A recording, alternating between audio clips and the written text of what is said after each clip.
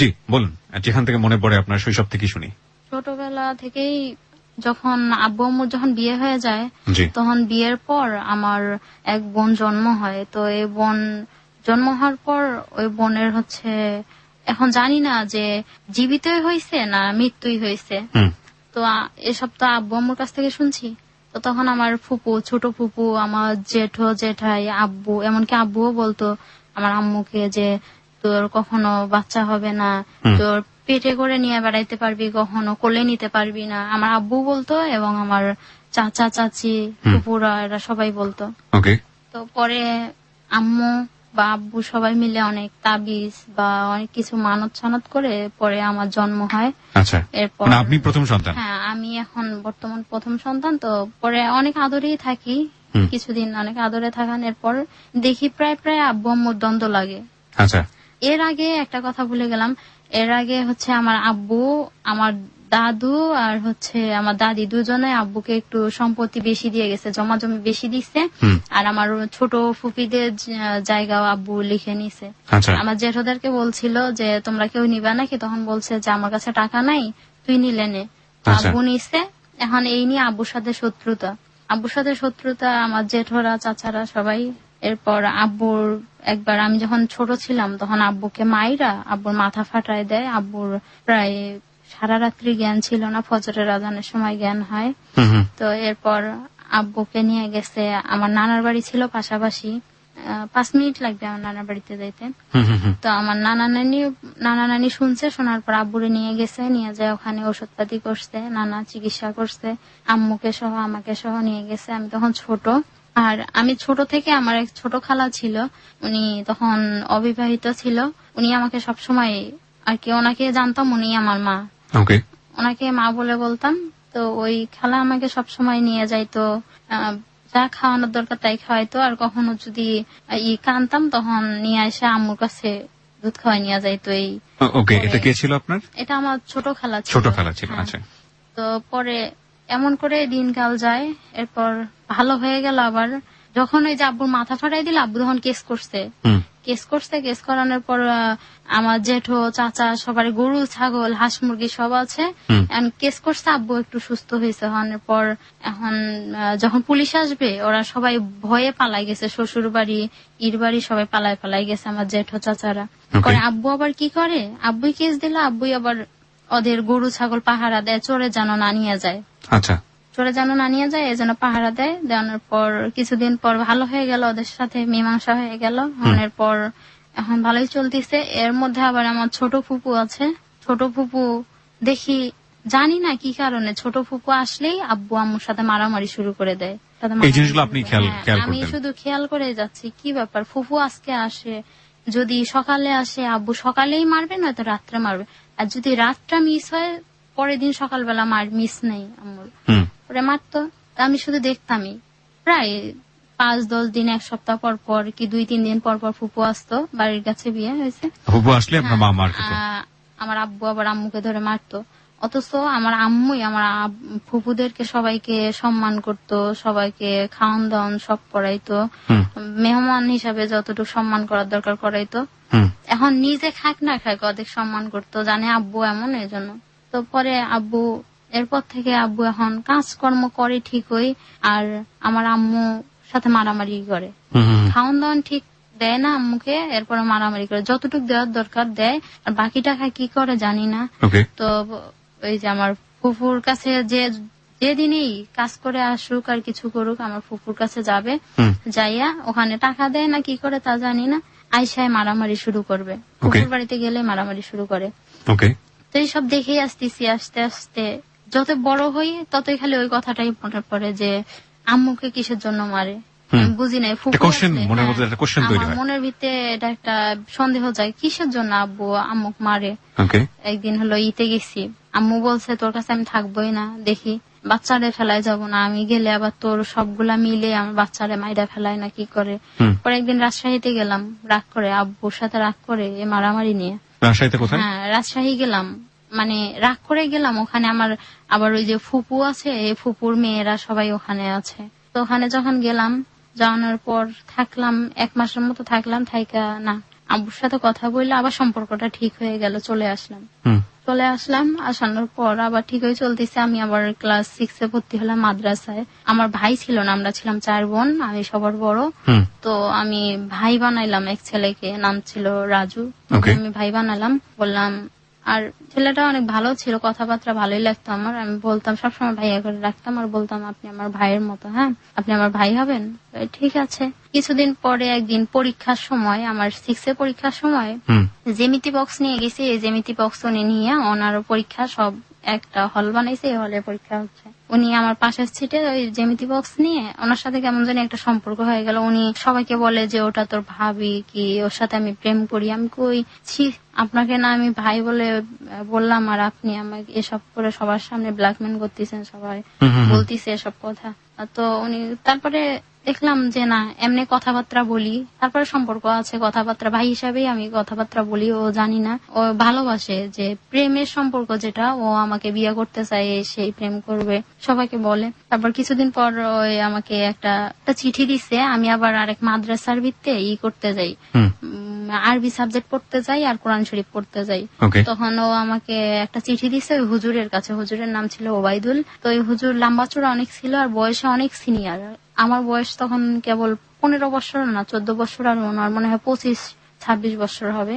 তো ওই হুজুর তখন ওই রাজু ভাই একটা চিঠি দিছে, আর হুজুরে ওই চিঠিটা উল্টা পাল্টা করে লিখছে আমি লিখতে আসি, লিখছে তোমার লিখতে কি কি সব ভুল করে লিখে বলে, মায়া তোমাকে না এই যে রাজু একটা জিনিস দিছে। আমি বললাম কি জিনিস? রাজু ছিল যাকে আমি ভাই বানাইছিলাম। তো একটা জিনিস দিছে। কে নিয়ে আসছে আপনাকে চিঠিটা আপনার কাছে? ওই ওবায়দুল হুজুরে নিয়ে আসছে, যে হুজুরের কাছে আপনি পড়েন। হ্যাঁ পড়ি। তো ওই হুজুরে আবার আইনা দিচ্ছে। তো আমি দেখছো কেমন লেখা, ছিচ্ছি ক্লাস 10 একটা ছেলে পড়ে, এর হাতের লেখা দেখছো, আমি লিখতে আসি লিখেছি, এসব কোন ছেলে হলো, কিছু লিখতেই পারে না।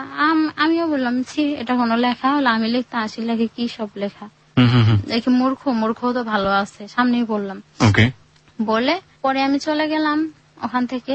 না, আমার ওই হুজুরেরও ভাবসাব ভালো লাগতেছে না। আমাকে বলে দেখো মায়া, তোমাকে না আমার খুব ভালো লাগে, সেই তুমি আমি কইছি আপনি না বিয়ে করছেন, আপনার না বাচ্চা আছে, আর আপনি আমার কত সিনিয়র আর আমি আপনার জুনিয়র কত বছরের। তো হুজুর বলতো সমস্যা নেই। আমি বলতাম না, এটা তো কখনোই হয় না। পরে আশেপাশে যাইতো আর বলতো যে আমি মায়াকে বিয়ে করবো, এই সেই। সবাই জানতো ওনার বউ আছে, উনি অন্যখান থেকে চলে আসছে হুজুর, আর ওনার বউ আছে ওনার বাড়িতে গ্রামে।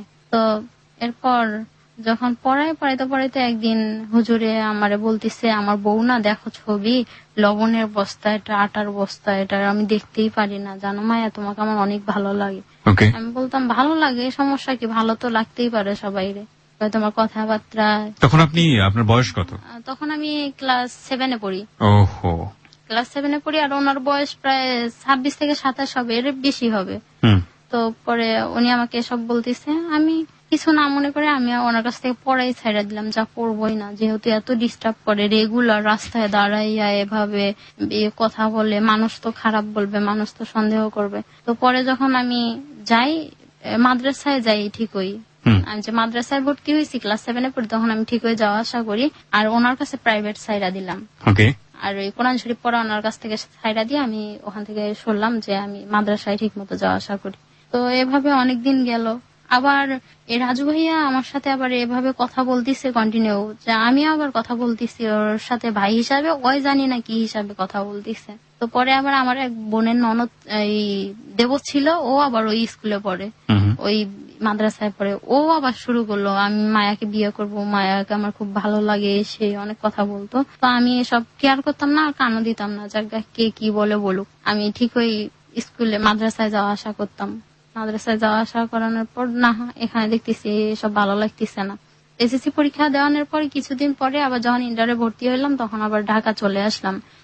আব্বু আবার কাজে গেছে, এরপর ঢাকা চলে আসলাম। আম্মু নানির কাছ থেকে আমার 500 টাকা এনে দিছে। এই 500 টাকা দিয়ে আমরা 2 বোন, আমার ছোট বোন এবং আমি গাড়ি ভাড়া করে নারায়ণগঞ্জ চলে আসলাম।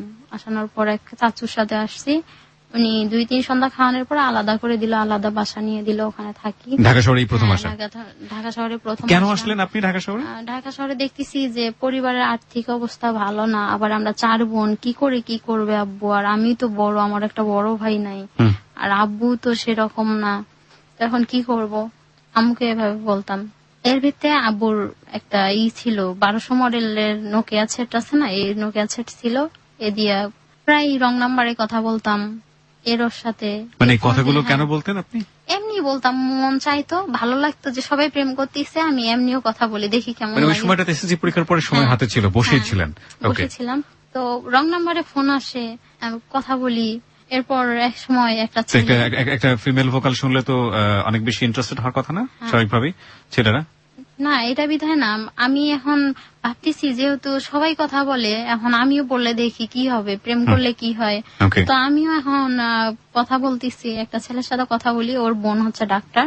তো ও কথা বলে আমার সাথে, বলতে ওর নাম ছিল অনিক। তো কথা বলে, বগুড়ার ছেলে। কথা বলতে বলতে অনেকদিন কথা বলি, ছেলেরা নাকি এই যে কি মদ খায় না, ডাল, ফ্যান্সি ডাল নাকি কি বলে, এসব খাইতো, বুঝছেন, এসব খাইতো। খাওয়ানোর পর এখন ওই ছেলে, আমি কথা বলার পর থেকে ছেলেটা অনেক ভালো হয়ে গেছে। ওর বোন নিজে ডাক্তার। মানে তখন ওর সঙ্গে শুধু ফোনেই কথা হতো? ফোনে কথা হয়তো দেখতাম না কখন কেমন চেহারায় বা কেমন। তো উনি বলছিল যে তুমি বগুড়া আসো, আমি বলতাম যে আমি তো বগুড়া দেখিনি, ঢাকায় আসার আগে এটা, তো আমি তো বগুড়া দেখিনি, আমি যাব কি করে? আপনি আসেন এখানে। কয় ঠিক আছে যাব, আমি আপুরে নিয়ে আসতেছি। তো একটা ডেট দিল, আমি রবিবারের দিন আপুরে নিয়ে আসতেছি, আপু সহ আমরা আসতেছি, দুলা ভাই, আপু, আমি আসতেছি। ওর বোন ডাক্তার ছিল। বোন আমার মাঝে মাঝে বলতো, মায়া জানো তোমার সাথে কথা বলে অনেক না অনেক ভালো হয়ে গেছে, আগে অনেক কিছু খাইতো, নেশা করতো, তোমার সাথে কথা বলে অনেক ভালো হয়ে গেছে। আমি তখন জানতো আমাদের ফ্যামিলিগত যে অনেক ভালো মনে হয়, কিন্তু আসলেই যে আমাদের ফ্যামিলি কিছুই নাই এটা জানতো না। তো আমি নিজেই ভাবলাম যে যেহেতু ওদের অনেক কিছু আছে আর আমার বাবার তো কিছুই নেই, কি করে সম্ভব এটা? ওরা তো বিয়ের কথা বলতে চাচ্ছে আব্বু আম্মুর সাথে, তো এটা তো সম্ভব হবে না। তো আমি আবার ওখানেই ওর সাথে কথা বলা বাদ দিলাম। আবার ফোন দিয়ে ওর বোন সহ চলে আসছে। আমি ফোন কিছুদিন ওর ব্ল্যাক লিস্টে রাখানোর পর আবার ওর বোন চলে আসছে, আবার ব্ল্যাক লিস্ট থেকে ওর আউট করে দিছি নাম্বার। তো তখন ওর বোন সহ ও সহ আর ওর দুলাভাই সহ গাইবান্ধায় চলে আসছে। আসানোর পর বলতেছে আমি গাইবান্ধায় আসছি। আমি আবার ওকে বলছি যে না, আমি তো গাইবান্ধায় নাই, আমি নীলফামারী চলে আসছি, আমি দেখা করতে পারবো না, তুমি এখন চলে যাও। তো কয় না, তোমাদের বাসায় যাবো, তোমার আব্বু আম্মুর সাথে কথা বলবো। ওর বোন বলতেছে, আমি বলছি না, এটা তো হবে না, আমি তো নীলফামারী চলে আসছি, আর আম্মু আমার সাথে আছে, বাসায় কেউ নেই, বাসায় আমার ছোট বোন আছে, ওরা তো নানি বাড়িতে খাওয়া দাওয়া করতেছে। এ কথা বলে আমি ওকে ওখান থেকে, ওই পর্যায়ে থেকে ওনাকে আমি ওখান থেকেই ডিলিট করে দিলাম। না, এর সাথে আর কথা বলবো না, ওখানে সমাপ্ত, কথা বলবো না, থাক, কারণ ওর সাথে তো আমার কিছুই মিলছে না। তো ডিলিট করে দিলাম। এরপর ঢাকায় চলে আসলাম। আসানোর পর এখন কাজকর্ম করব, কিভাবে করব? এক ফ্যাক্টরিতে লাগলাম, 1 মাস করলাম, না ভালো লাগতেছে না, এসব কি টাইম টু টাইম যাইতে হয়, আবার রাত্রে কখন ছুটি দেয় না দেয়, আবার চলে আসতে হয়, এসব ভালো লাগে না। আইসা যে রান্না করব, রান্না করে খাইতে, আমি রান্না করতেই পারি না। কিসে কাজ করলেন ওই সময়টাতে? আমি আরেকবার পরিষ্কার হয়েছে, গার্মেন্টসে জয়েন করলেন ওই সময়টাতে। কিন্তু আপনার কোনো প্ল্যান ছিল না আপনি লেখাপড়া করবেন, একটাই মাত্র সন্তান, কিন্তু গার্মেন্টসে জয়েন করলেন কেন? গার্মেন্টসে করলাম কারণ এই ফ্যামিলিগত দেখে কি সমস্যা, যেহেতু লেখাপড়া করাতে পারবে না। আর আমরা, কে বলেছে লেখাপড়া করাতে পারবে না? বাবা বলেছে না, এখন আমি নিজে ভাবতেছি আমাদের ভাই বোন অনেক। তো আপনি মনে করেছেন যে বাবা তো আসলে সংসার চালাতে পারছেন না, সুতরাং আমাকে নিজের পয়সা নিজে রোজগার করতে হবে। তো আপনি যে গার্মেন্টসে জয়েন করছেন, এর আগে আপনি ফ্যামিলিকে জানিয়েছিলেন যে আমি গার্মেন্টসে জয়েন করছি? আব্বুকে বলছিলাম, আব্বু না করছে, বলছে যে আমার জীবন গেলেও আমি রক্ত বিক্রি করে তোমাদের খাওয়াবো, তুমি যাইও না, এসব ভালো না, এসে অনেক কথা বলতো। আমি তো ঢাকা শহরে থাকছি, আমি সবই জানি। আমি কইছি সবাই তো যাচ্ছে, তো আমি গেলে তো আর দোষ নাই, সবাই যেহেতু কাজ করতেছে, আমি কাজ করলে কি কোনো দোষ আছে? সবাই যদি খারাপ হয় আমিও খারাপ হবো, আর সবাই যদি ভালো হয় আমিও ভালো হবো, আর আমি তো এখন খারাপই করতে যাচ্ছি না। আব্বুকে বোঝাইতাম, আর আব্বুকে না বলেই চলে আসছি। তখন চলে আসতে আম্মু ওই নানির বাড়ি থেকে টাকা দিল, এই নিয়ে চলে আসলাম। কিছুদিন থাকলাম, থাকানোর পর এখন ওই গার্মেন্টসে জয়েন করলাম। জয়েন করানোর পর 1 মাস কাজ করলাম, আমার এইসব কিচ্ছু ভালো লাগে না। তো এমন করতে করতে প্রায় গেল 5-6 মাস গেল। জানার পর এখন আমি যখন আবার ইতে আসলাম, আব্বুকে বললাম, আব্বু আমি বাড়িতে আসতেছি, আমার ভালো লাগতেছে না। আম্মু বললো চলে আয়। তো তো যখন বাড়িতে চলে গেলাম, আব্বু আম্মু আবার সবাই মিলে একটা করলো যে ডিসিশন নিল যে আমরা সবাই মিলে তাহলে ঢাকায় যাই। ঢাকায় যাবো। আমার মেজো মামা আবার ঢাকা থাকে। আমার মামা বললো যে এখানে তোদের তরকারি কেনা লাগবে না, কিছু করা লাগবে না, আমি কাঁচা বাজার দিচ্ছি, কাঁচা বাজারের দোকান দিছি, তুই এখানে চলে আয়। আম্মু আবার ভাইয়ের কথায় সাপোর্ট দিত, ভাইয়ের কথা শুনে চলে গেছে। আব্বু আবার শুনতেই পারতো না ওদের কথা, আমার মামা মামির কথা, নানানের কথা শুনতেই পারতো না। এখন আব্বু তো রাগ, গাড়িতে আব্বু আম্মু ঝগড়া প্রায় লাগিয়ে যায়। এখন যাক সবাই মিলে চলে গেলাম আমার কাছে, কিছুদিন থাকলাম। থাকানোর পর চাকরি হয় না, এই সেই করতে করতে না ভালোই লাগে না এখানে। পরে আমার আম্মুরও আবার চলে আসলো, আমি আবার একটা ফ্যাক্টরিতে চাকরি নিলাম, ওখানে কাজ করতেছি। এখন মামা বলে যে আমার কাছে 20,000 টাকা হয়েছে, তোমরা সবাই মিলে খাইছো, 20,000 টাকা দিতে হবে, দিয়ে তারপর যাইতে হবে। পরে আমি কি করলাম, আমি তো চাকরি নিছি, আমি কাজ করলাম, প্রথম মাসের বেতন পাইছি 7,000 টাকা। তো মামাকে 5,000 দিলাম আর বললাম মামা আমার তো একটা মোবাইল লাগবে, আমার তো মোবাইল নাই। তো মামা বলে কিসের মোবাইল লাগবে? আমি বললাম মোবাইল লাগবে, আব্বু আম্মুর সাথে কথা বলবো, নানার সাথে। আসলে আপন মামা ছিল? হ্যাঁ আপন মামা ছিল। তো মামা বলতেছে ঠিক আছে, 2,000 টাকা আমি আলাদা করে রেখে দিছি, আর মামা 5,000 টাকা দিছে।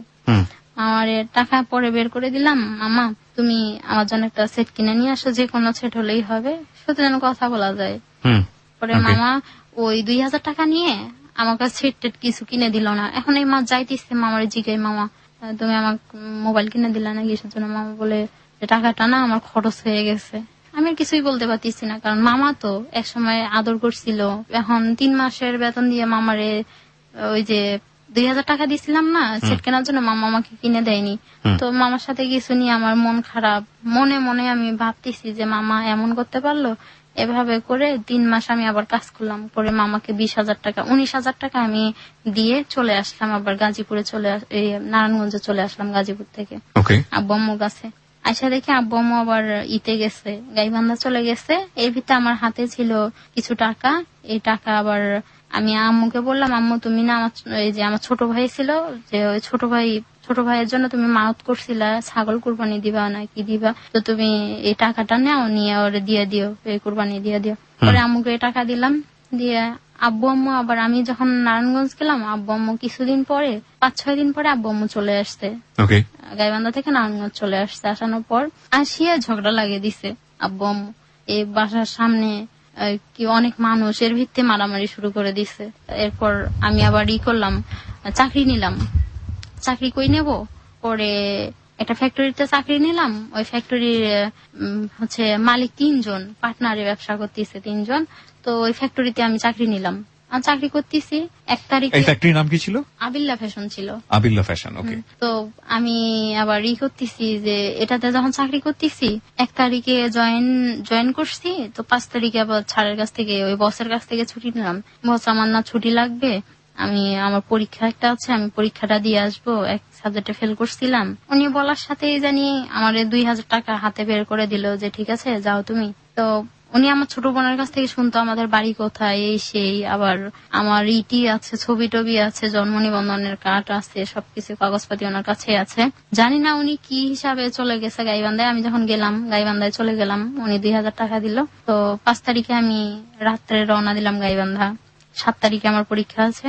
তো গেলাম, যাওয়ানোর পর দেখি পরীক্ষা দিলাম, দিয়ে যখন আসবো যেদিন শুক্রবার হয়তো বা বৃহস্পতিবার পরে ওই দিন চলে আসবো, তখন ওই বসে আমাকে বলতিছে যে মায়া আমি না চলে আসছি, তুমি কোথায় আছো? আমি কই আপনি কে? কয় আমি তোমার বস। আমি বললাম আপনি কোথায় আসছেন? কয় আমি গাইবান্ধা টার্মিনালে আসছি, এই তো ব্যাংকের সামনে, জনতা ব্যাংকের সামনে, সোনালী ব্যাংকের সামনে। আমি বললাম তাই, আপনি এখানে কি করতে আসছেন? কয় তুমি আসো এদিকে। আবার আব্বু আবার গাইবান্ধায়, আর আম্মু আর বোনেরা সবাই মিল্লা নারায়ণগঞ্জে। তখন আবার আমি আব্বুকে বললাম আব্বু তুমি আমাকে তুলে দিয়ে আসো। আব্বু আবার অটোতে তুলে দিয়া বলছে ওখানে গিয়া তুমি টিকিট কাটটা নিও, একটা জালানার ধারে নিও, কারণ যদি বমি টমি করো মেয়ে মানুষ, আর তোমার পাশে মেয়ে মানুষ বসায় নিবা, বলে দিবা। তো পরে চেনা জানা লোকেই ছিল, পরে বলছি যে আমার এ পাশে একটা মেয়ে মানুষ দিয়ে দিয়েন, পুরুষ মানুষ দিয়েন না। পরে যাইয়া দেখি উনি আমার সিটের পাশে, উনিও টিকিট কাটছে 2 সিট।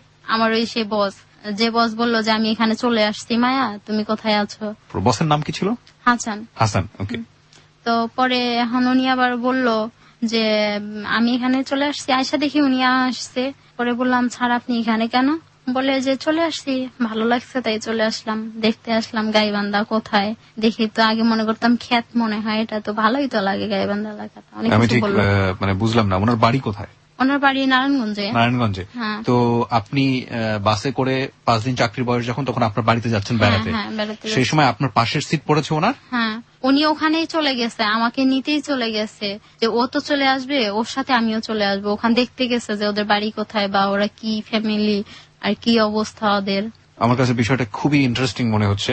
5 দিনের সম্পর্কে আপনাদের মধ্যে তেমন কোনো কিছুই না। কিছুই নাই, ওনাকে আমি চিনি না ভালো করে। কিন্তু সে গাইবান্ধা গেছে, আপনার বাড়ি কোথায় আর খবর নিতে, মেয়েটা কেমন কি অবস্থায় সব খবর নিতে চলে গেছে। তো যখন আপনি কি এটা ফিরতি বাসের গল্প বলছেন, মানে যখন আপনি ঢাকায় ফিরবেন তখন ঢাকায় ফিরবো, ওকে, গাইবান্ধা থেকে যখন পরীক্ষা দিয়ে ঢাকা ফিরবো তখন উনি ওখানে গেছে। তখন পাশের সিটি হচ্ছে তার পাশের সিটে উনি নিচে নিয়ে, এখন বাস তো ছাইরা দিচ্ছে, ওনাকে বললাম স্যার আপনি এখানে বসছেন। আপনি উনি কিভাবে জানলো যে আপনি ওই দিন ফিরবেন? আমি তো বলে গেছি ওনাকে যে স্যার কবে ফিরবো না কি অবস্থা, স্যার আমাকে ছুটি দেন কয়েকদিনের। কিন্তু কোন বাস থেকে আপনি টিকিট কাটতেছেন, কি অবস্থা, এগুলো না, কারণ ওখানে তো একটা টার্মিনাল তো একটাই আছে, ওখান থেকে তো টিকিট কাটবো। কয়টার সময় বেরোচ্ছেন, কি অবস্থায় জানবে কিভাবে? এসব জানি না, এসব কি করে জানবে। তো আমি যাইয়া দেখি উনি ওখানেই আছে উপস্থিত, আমাকে বলছে যে আমি সোনালী ব্যাংকের সামনে আছি। সিরিয়াসলি আমি মনে করছি যে না, উনি মনে হয় মিথ্যা বলতিছে, যা দেখি আসলে সিরিয়াস, উনি আসি ওখানে বসে আছে। Very interesting. এবং এই ইন্টারেস্টিং গল্পটা শেষ পর্যন্ত কোথায় গিয়ে থামে সেটাই এখন দেখার বিষয়। কজ আমরা বারবারই একটা কথা বলি, জীবন ইয়েস নাটকের চেয়েও অনেক অনেক বেশি নাটকীয়। লাইক আমরা কথা না বাড়িয়ে মায়ের কাছে আবারও ফিরতে চাই। মায়া, আমরা যেখানটায় ছোট্ট একটা বিরতি নিয়েছিলাম, তারপর যখন উনি আমার পাশের সিটে বসে অনেক কিছু, মানে এখানে ওখানে হাত দিচ্ছে, এই সেই অনেক কিছু, মানে তাকে ব্ল্যাকমেল বলে অনেক ভাবে করতেছে। তো আপনার তখন কেমন মনে হচ্ছিল? তখন আমার এত খারাপ লাগতেছে যে এই লোকটা এমন করতেছে কিসের জন্য, আর এই বয়সের একটা লোক, আমার খুবই খারাপ লাগতো। বয়স বলতে তখন আপনি দেখে কত বছর বয়স মনে হচ্ছিল? তখন 3 বছর আগের কথা, উনি প্রায় 35 বছর হবে, 35 বছর বয়স, আর আমার তখন প্রায় 18 বছরের মতো, 18 বা 17 বছর এমন হবে, 17 বছরই হবে। তো উনি এভাবে করতেছে, পরে আমার খুব খারাপ লাগতেছে যে আপনি এমন করতেছেন কিসের জন্য, আমি কিন্তু চিৎকার দেবো। দেও তুমি চিৎকার দাও, দেখো তো চিৎকার দিলে তুমি তো লজ্জা পাইবা, আর আমি বলবো যে আমার হলো ওয়াইফ, আমি ওরে বিয়ে করছি, এই সেই, ও আমার সাথে এমন ঝগড়া লাগে এমন করতেছে, উনি বলতেছিল। মানে বস হঠাৎ করে এই ধরনের আচরণ করা শুরু করেছে? এরকমের আচরণ করা শুরু করছে। এর আগে কি 5 দিনের সম্পর্কে আপনি কোনোভাবেই কিছু বুঝতে পারেন? না, কিছুই বুঝতে পারিনি। Okay. তারপর যখন উনি এসব করতেছে, আমি ওনাকে একবার ভাবছি না ওনার হাতটার ভিতরে কামড় দেবো, হাতের ভিতরে কামড় দেবো, দেখি যদি কেউ কিছু বলে তখন বলবো, ওই যে চিৎকার দেয় তখন আমিও চিৎকার দিয়ে বলবো যে এরকম করতেছে। আবার ভাবতেছি না, মেয়ে মানুষ কে বিশ্বাস করবে, বলতেও পারে যে আমি ওরে বিয়ে করছি। গ্রামের মধ্যে তো এমন হয় যে একজন বয়স্ক লোকের সাথে আরেকটা মেয়ে বিয়ে দেয়, বাবা মা গরিব ফ্যামিলির লোকেরা, তো এমনও তো হতে পারে বলবে যে আমি বিয়ে করছি, তখন আমি কি বলবো? আমি না করে গেলেও, কারণ আমার কাছে তো কোনো প্রমাণ নেই যে আমি দেখাবো।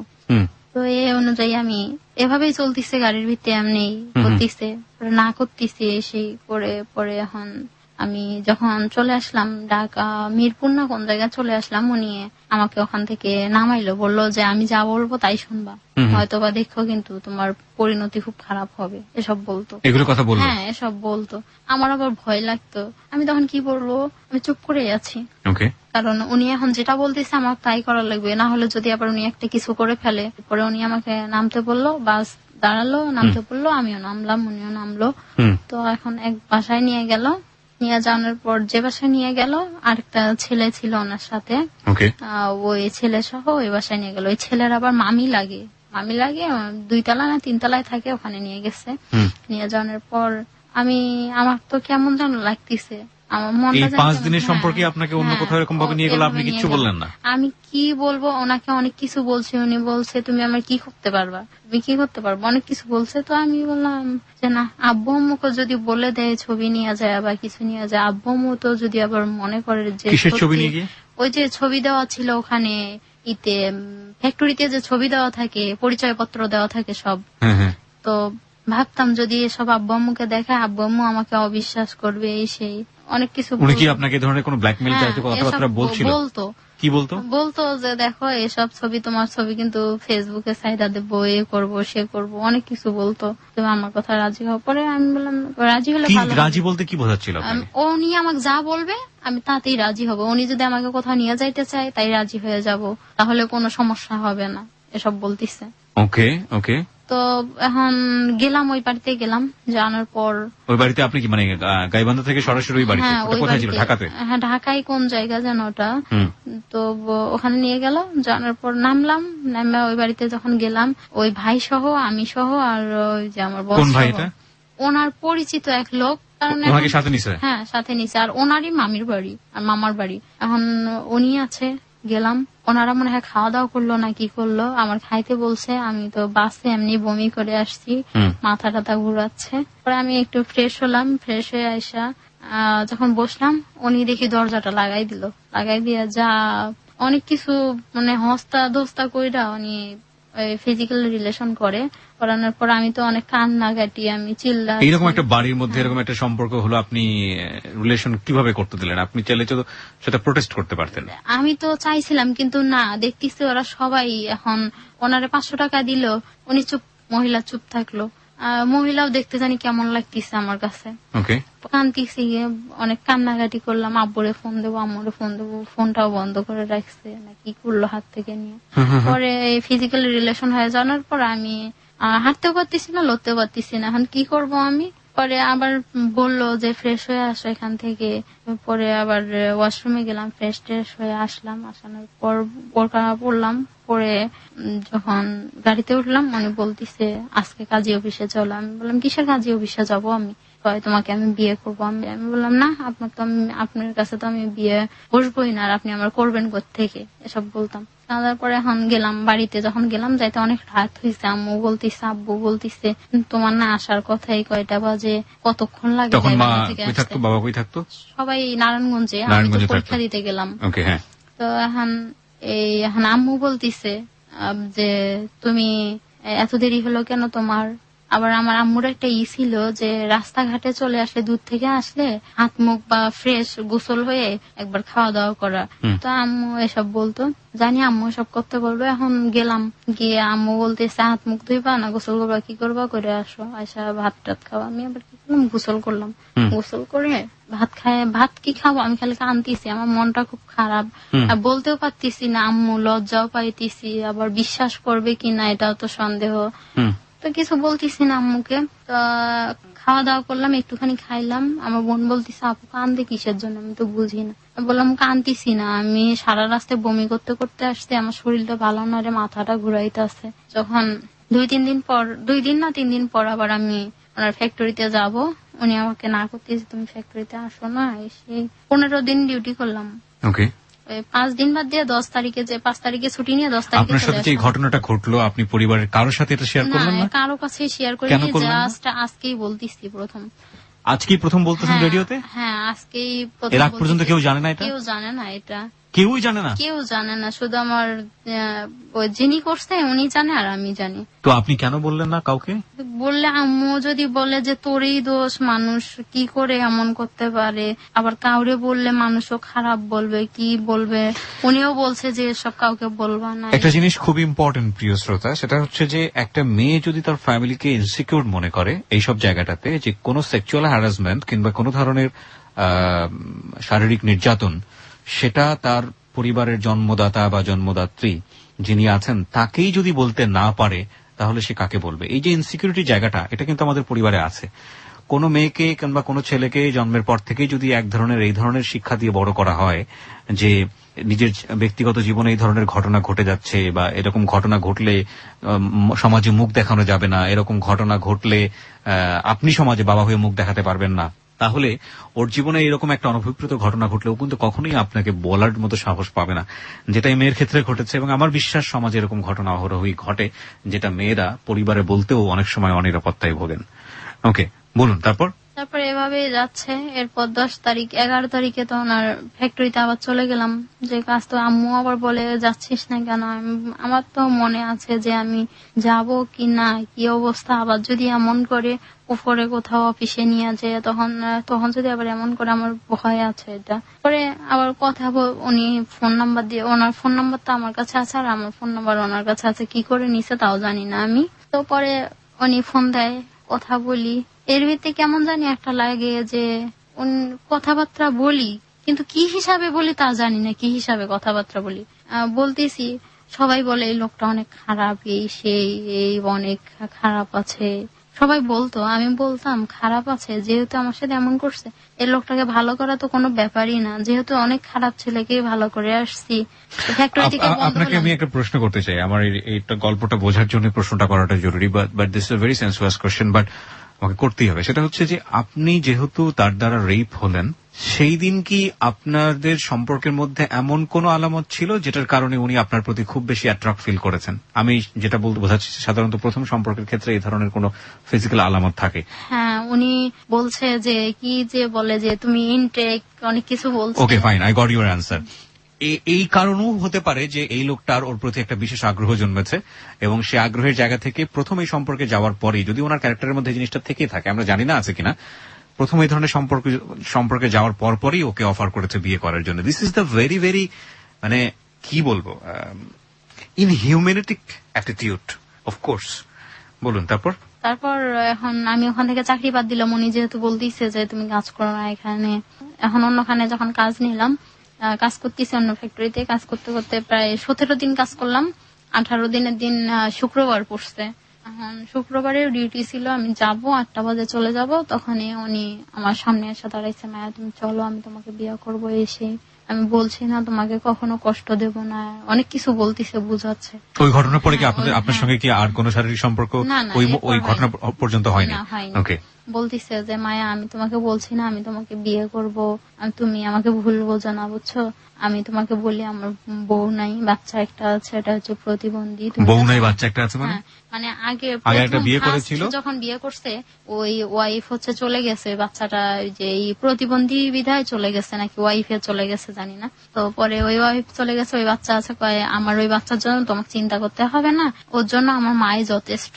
আমি বললাম যে ঠিক আছে, আপনি যদি সবকিছু করতে পারেন আমার তো কোনো ই নাই। 17 দিন অন্য ফ্যাক্টরিতে যখন কাজ করলাম, 18 দিনের দিন শুক্রবার পড়ছে, ডিউটিতে যাব, তখন আমাকে বলতেছে মায়া তুমি চলো, আমি তোমাকে বিয়ে করবো। এসে অনেক কথা বলতেছে। এর আগে একটা কথা আমি ভুলে গেছি, এর আগে ওনার স্ত্রী আসছে, আমাদের বাসায় আসছিল বোরকা পরে।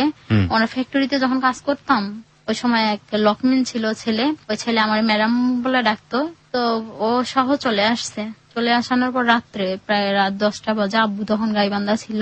চলে আসানোর পরে ঘরের দরজায় বাইরে আইতাছে, আমি আবার ভয় পাইছি। ওই হ্যাঁ, ওই সারে আবার আসলো নাকি কি বলে কি না বলে, একটা মান সম্মানের আছে না, আমি মনে করতাম। করানোর পর দেখি আমাদের বাড়িওয়ালার মেয়েরা সবাই দরজা ঠকঠক করতেছে, এরা কি মরার ঘুম ঘুমাইছে, এরা এত ঘুম সবগুলো কি মরছে নাকি বিষ খাইয়া। এখন আম্মুকেও বলছি আম্মু উঠো না তো, কে আসতে আসতে একটা ছেলে আমাকে ডিস্টার্ব করে রাস্তার ভিতরে, এই ছেলে মনে হয়, উঠো না তুমি। আম্মু আবার আধা জাগনা আছে, মানে কাঁচা ঘুম যাকে বলে আমরাও। এখন বললাম আম্মু তুমি উঠো না, আম্মু ওঠেনি। এখন ওরা বলতেছে কি তাহলে দরজাটা খুলি, ওরা মরে টরে গেছে নাকি এসব বলতিছে। পরে এখন ওরা যখন দরজা খুলবে আম্মু তখন খুলে দিছে, আর আমি আবার ঘুমের ভান ধরে শুয়েই আছি। নিচে সবাই ঢালা বিছনা করছি, গরমের দিন তো, এখন আব্বুও নাই, সবাই ঢালা বিছনা করে শুয়ে আছি। তো এই সময় আসছে, আসলে আমি ঘুমের ভান ধরে আছি, আমি কই ওই সারে মনে হয় আসছে। এখন দেখি এক মহিলা আসছে আর ওই লকম্যান ছেলে আসছে, আয়সা বলতেছে ম্যাডাম ভালো আছেন? আমি কই ঘুমাইতেছে, আপনার বড় মেয়ে কোনটা? ওই যে ওনার স্ত্রী বলতিছে আপনার বড় মেয়ে কোনটা? আম্মু আবার বলতিছে আমার বড় মেয়ে তো ঘুমায় গেছে, একটু ডাক দেন তো ওকে, একটু দেখি। বলতিছে কেন, আপনি কে? কয় যে ওর সাথে আমি কাজ করি, তো ওকে একটু দেখি না, অনেকদিন ধরে দেখি না, এসব বলতিছে। রাতের বেলায়? হ্যাঁ, রাত্রের বেলা, রাত 10টা 10:30 বাজে। তো এখন আগে বলছে যখন দরজা খুলিনি, এর আগে হচ্ছে বলছে কি যে দেশ থেকে লোক আসছে, বাড়িওয়ালার মেয়েকে বাড়িওয়ালাকে বলছে যে বলেন যে দেশ থেকে আসছি। তো ওরা চিল্লাচ্ছে। এখন আমি বলি দেশ থেকে কে আসবে, দেশ থেকে আমাদের আসার মতো কেউ নেই, আমাদের এখানে কেউ থাকে না। আমার এক দাদু আছে, ওই দাদু তো আসলে ওনার মেয়ের বাড়িতে যাবে, আসলে তো আমাদের ফোন দেবে যে মায়া আমি চলে আসছি, বা আব্বুকে ফোন দেবে যে আমি আসছি। তো এসব বলতিস। আম্মু বললাম যে না কেউ না, কি হয়েছে হয়েছে তুমি চুপ থাকো। পরে যখন দরজা এক পর্যায়ে ওরা দরজা খুলবে, ভাঙবে বা খুলে দেখবে যে মরছি না বাইসা আছি। তো পরে এখন আম্মু উঠলো, উঠে বলতিছে যে ওই তো ঘুমাই গেছে, বলে আপনার বড় মেয়েটাকে দেখান। পরে যখন দেখলো আমি আবার উঠলাম, উঠে তো ওরে বললাম যে তুমি এখানে কেন? ওই লক্ষ্মণ ছেলেকে বললাম যে তুমি এখানে কেন? বলে যে ম্যাডাম আপনি ভালো আছেন নাকি তাই দেখতে আসলাম, অনেকদিন ধরে ফ্যাক্টরি। আলটিমেটলি সেই ইনফরমেশনটা দিয়েছে ওনার মালিকের স্ত্রীকে। হ্যাঁ, পরে এখন বলতেছে ম্যাডাম দেখতে আসলাম আপনাকে, আপনি কাজে যান না, অসুস্থ নাকি? আমি বললাম না, আমি তো অন্যখানে চাকরি নিছি, অসুস্থ হব কেন? পরে এই জন্য আর কি দেখতে আসছিলাম। আর ওই মহিলা বলতেছে কি যে আমার ছোট ভাই তোমাকে পছন্দ করে, তো এই ছোট ভাইয়ের সাথে তোমার বিয়ে দিয়ে দেব। ছোট ভাই যেহেতু তোমাকে পছন্দ করে, তো দেখতে আসলাম যে তোমাদের ফ্যামিলি বা তুমি কেমন, এই আর কি। ভালোই লাগছে দেখে। গরিবের বাড়িতে আসলে সবারই খুব ইজি অ্যাক্সেস থাকে, এসব এটা নিয়ে বলতেছে। আসলে আপনাদের হয়তো অনেক বেশি কোয়েশ্চেন হওয়ার কথা। রাত 10টার সময় একটা মেয়ে মহিলা ঘরের মধ্যে ঢুকে যদি এই ধরনের কথা বলে, কেউ প্রশ্রয় দেবে কিনা। কিন্তু but if the family is poor, then the access is too easy, so that's why the situation is like that. বলেন তারপর এসব বলতিছে। আম্মু বলতিছে না, কোন ছেলেই পছন্দ করুক, আমার মেয়েকে তো আমি এখানে বিয়ে দেব না, কারণ গাইবান্ধায় কি ছেলের অভাব পড়ে গেছে? আমার মেয়ের জন্য কত ছেলেই এখন পাগল আছে, আমি এখানে দিতে যাব কিসের জন্য? আল্লাহর এক রাজ্যের ভিতরে দিতে যাব কিসের জন্য? বাবা মা মরে গেলেও খবর নিতে পারবে না, দেখতে পারবে না, আর মেয়ে মরে গেলেও আমরা দেখতে পারবো না, এসব বলতিছে মহিলাকে। মহিলা আবার তখন আমাদের বাড়িওয়ালা ছিল, বাড়িওয়ালা মনে করছে সত্যি সত্যি যেহেতু ওদের ফ্যামিলিগত একটু সমস্যা, তো মেয়েটা যদি ভালো হয় ছেলে, তাহলে এখানে বিয়ে দিয়ে দেবো। তো এসব বলতিছে বাড়িওয়ালা। তো উনি আবার বাড়িওয়ালা, ওনার ওয়াইফ যিনি আমাকে দেখতে আসছে, উনি আবার বলে গেছে যে আমরা শুক্রবারে কাজী নিয়ে সাথে করে নিয়ে আসবো, একবারে বিয়ে করা, এখান থেকে নিয়ে যাব। তো আম্মু বলছে না, আমি জীবন গেলেও মাইয়ার এখানে বিয়ে দেব না। বাবা ছিল না ওই সময়? আমার আব্বু তখন গাইবান্ধায় ছিল। আমার মেয়েকে আমি কখনোই বিয়ে দেব না, এসব বলে গেছে। যাই এখন শুক্রবারের কথা বলে গেছে, আমাদের বাড়িওয়ালা মনে করছে আসলেই আসবে। তো শুক্রবারে বাড়িওয়ালা অনেক কিছু আয়োজন করলো, সবকিছু পরিষ্কার মরিষ্কার করলো, এমনি নোংরা ছিল বাড়িটা। আপনার মা তো রাজি না, বাড়িওয়ালা কেন আয়োজন করবে? বাড়িওয়ালা মনে করছে যে আমরা যদি রাজি থাকি, ওর মা এমনি রাজি হয়ে যাবে, কারণ ভালো যদি ফ্যামিলি হয় তাহলে তো এমনি রাজি হয়ে যাবে দেখলে এসব। তো পরে বাড়িওয়ালা বলতিছে যে আম্মুকে বুঝাচ্ছে, দেখো খালা, যদি হলো মায়া যদি কোনো ভালো ঘরে বিয়ে হয় তাহলে তো আপনাদেরই ভালো, এসব বুঝাচ্ছে। আম্মু বলতিছে, কথা বলতিছে না, আজকে আসবে। বাড়িওয়ালা সব পরিষ্কার মরিষ্কার করলো, সব রেডি আয়োজন করছে, যে 10-5 জন লোককে খাওয়াইতে যা লাগবে এসব নিয়ে আসছে। তো পরে এখন উনি শুক্রবারের দিন চলে যায়, আসে না। আবার কোন মহিলা এটা? মহিলা কি খারাপ মহিলা যে এভাবে কথা দিয়ে গেল আবার আসতেছে না? আমরা সব আয়োজন করে ফেললাম, সব বলতিছে বাড়িওয়ালা। আম্মুকে বলতিছে, আমাকে বলতিছে, তুই মায়া, তুই কি চিনিস এই মহিলা? ওই সময়টা থেকে আপনি ওই গার্মেন্টসে যেতেন না? না, যাওয়া বন্ধ করে দিয়েছিলেন। সে কারণে আপনি ইনফরমেশন বের করতে পারছিলেন না। আসলে যে লকম্যানকে জিজ্ঞেস করলে তো হয়তো পাওয়া যেত, কিন্তু আপনি ইনফরমেশন পাচ্ছেন না। তো ওই মহিলা নিজে এসে বলছে যে আমি বোন লাগি। এখন কি, আমি আবার ওনার সাথে কিন্তু কথা কন্টিনিউ বলতেইছি। তো উনি যখন চলে গেল, মহিলা যখন চলে গেল, তখন আমার ওই বসকে ফোন দিলাম যে বস, আপনার কি কোনো ছোট বোন আছে? কয় হ্যাঁ বোন আছে, যে এখানে আসছিল। কয় না, আমার বোন তো কখনো ওখানে যাবেই না। এর ভিত্তিতে ওনার স্ত্রীকে উনি আবার জানেন না ওনার স্ত্রী এখানে আসছে। ওনার স্ত্রী আবার হচ্ছে বাড়ি কোন জায়গা জানো, ওই জায়গায় থাকে আর কি, ওখানে রাখছে, ওনার স্ত্রীকে পাঠাই দিয়েছে। প্রতিবন্ধী? না, ওই স্ত্রী ডিভোর্স হয়ে গেছে, দ্বিতীয় স্ত্রী। ওনার দ্বিতীয় স্ত্রী ছিল, এবং দ্বিতীয় স্ত্রী আপনার বাসায় আসছে। দ্বিতীয় ওই স্ত্রীকে যখন ডিভোর্স দিয়ে গেছে, ওই বাচ্চা, প্রতিবন্ধী বাচ্চা তখন 7 মাসের বাচ্চা রেখে চলে গেছে। তারপর কিছুদিন পরে উনি যখন অন্য ফ্যাক্টরিতে যখন পিএম এর চাকরি করতো, পিএম না জিএম ছিল তখন, তো এই বিয়ে এখন বলতিছে যে মায়া, তোমার না বিয়ে করবো, চলো। এখন ওই যে ফ্যাক্টরিতে আমি কাজ করি, এখন ওই ফ্যাক্টরিতে ওনার স্ত্রী তো দেখে গেল। আমি মনে করছি সিরিয়াসলি ওনার মনে হয় বোন হতে পারে, ছোট বোন, সে কারণেই হয়তো পাঠিয়েছে। হ্যাঁ, আমি মনে মনে এটা ভাবতেছি, ধারণা করতেছি। আর এর ভিতরে দেখতেছি যে উনি যখন আমি ওই 17 দিন ডিউটি করলাম, এরপর হচ্ছে 18 দিনের দিন শুক্রবার উনি আমাকে নিয়ে বলতিছে, তুমি যদি আমার সাথে না যাও, নয়তো তোমারে মারবো বা আমি মরবো। আমি মরলে তোমাকে যদি মেরে ফেলে যদি আমি মরে যাই, তাহলে তো আমার তো আর বিচার কেউ করতে পারবে না, এসব বলতিছে। এখন আমার ভয় লাগতেছে, যদি মেরে ফেলে বা এসব কিছু করে, গাড়ির নিচে পড়বো, সুইসাইড করবো, এসে করবো, সব বলতিছে। আর রেগুলারই আমার সাথে রাত 1টা 2টা 3টা পর্যন্ত কথা বলতো। আমি আবার খেতা বা হচ্ছে ওই যে ল্যাপটপ মোড়া দিয়া, গরমের ভিতরে ল্যাপ মোড়া দিয়ে ওনার সাথে কথা বলতাম। আব্বু আম্মু যেন একরকমই তো, আব্বু আম্মু যেন জানতে না পারে। এটা কেন করতেন আপনি? তো লোকটাকে তেমন একটা পছন্দ করতাম না। ওই যে বললাম, লোকটাকে আমি ভালো করব, যেহেতু সবাই বলে খারাপ, লোকটা অনেক খারাপ। আপনার মাথার মধ্যে টার্গেট ছিল যে লোকটাকে আপনি ভালো করবেন, এটাই, এর থেকে আর বেশি কিছুই না। সব বলার পরে এখন উনি আমাকে ওই যে শুক্রবারের দিন নিয়ে যাবে। আমি বললাম এটা কি সম্ভব? পরে উনি বলল যে আমি যা বলবো আগের মতোই সেম, যে আমি যা বলবো তাই করবা। পরে উনি বলে দিল ওনার বাবার নাম কি, ওনারে কিভাবে চিনি, আজই যদি জিজ্ঞেস করে তুমি এভাবে বলবা হ্যাঁ ওনারে অনেকদিন ধরে চিনি, ওনাদের বাড়ির পাশে আমরা থাকি, এইসব বলবা। তো কাজী দেখেই তো মানে নার্ভাস বলতে কি, উনি দেখেই মুখটা জানি কেমন করে ফেলছে। হ্যাঁ এইটুকখানি মেয়ে, আগে তো আমার চেহারা এমন ছিল না। একটা মিনিট, আপনি শেষ পর্যন্ত রাজি হয়েছেন লোকটাকে বিয়ে করার জন্য, এবং আপনার ফ্যামিলিকে না জানিয়ে? হ্যাঁ না জানিয়ে, আব্বু আম্মু কিছুই জানে না এসব সম্পর্কে। আপনাদের ওর গল্প শুনে ভীষণ রকমের রাগ হতে পারে, যেটা আমার এই মুহূর্তে হচ্ছে, কিন্তু রাগটা করাটা উচিত হবে না। এই কারণে আমরা এখানে লাইফের রিয়েলিটি যেটা সেটা তুলে ধরছি, যার জীবনে ঘটেছে সেটাও এখানে বলতে এসছে। সেটাও ভুল করেছে না শুদ্ধ করেছে, সেই জাজমেন্টটা আপনারা আপনাদের ব্যক্তিগত জীবনে কাজে লাগাবেন। ইটস নট অ্যান অ্যাডভাইস, এটা আপনি চাইলে লাগাতে পারেন, কিন্তু ওকে আসলে ভালো মন্দের বিচার করার সুযোগটা নেই, কারণ এটা ওর জীবনে ঘটে গেছে এবং এই কারণেই ও এসে এখানে বলছে। আপনার এই কারণে মানে লোকটা মরে যাবে এই ধরনের কথা বললো, ব্ল্যাকমেইল করলো, যে কারণে আপনি এক পর্যায়ে রাজি হয়ে গেলেন, এবং আপনি তখন 18 বছরের বয়স্কা।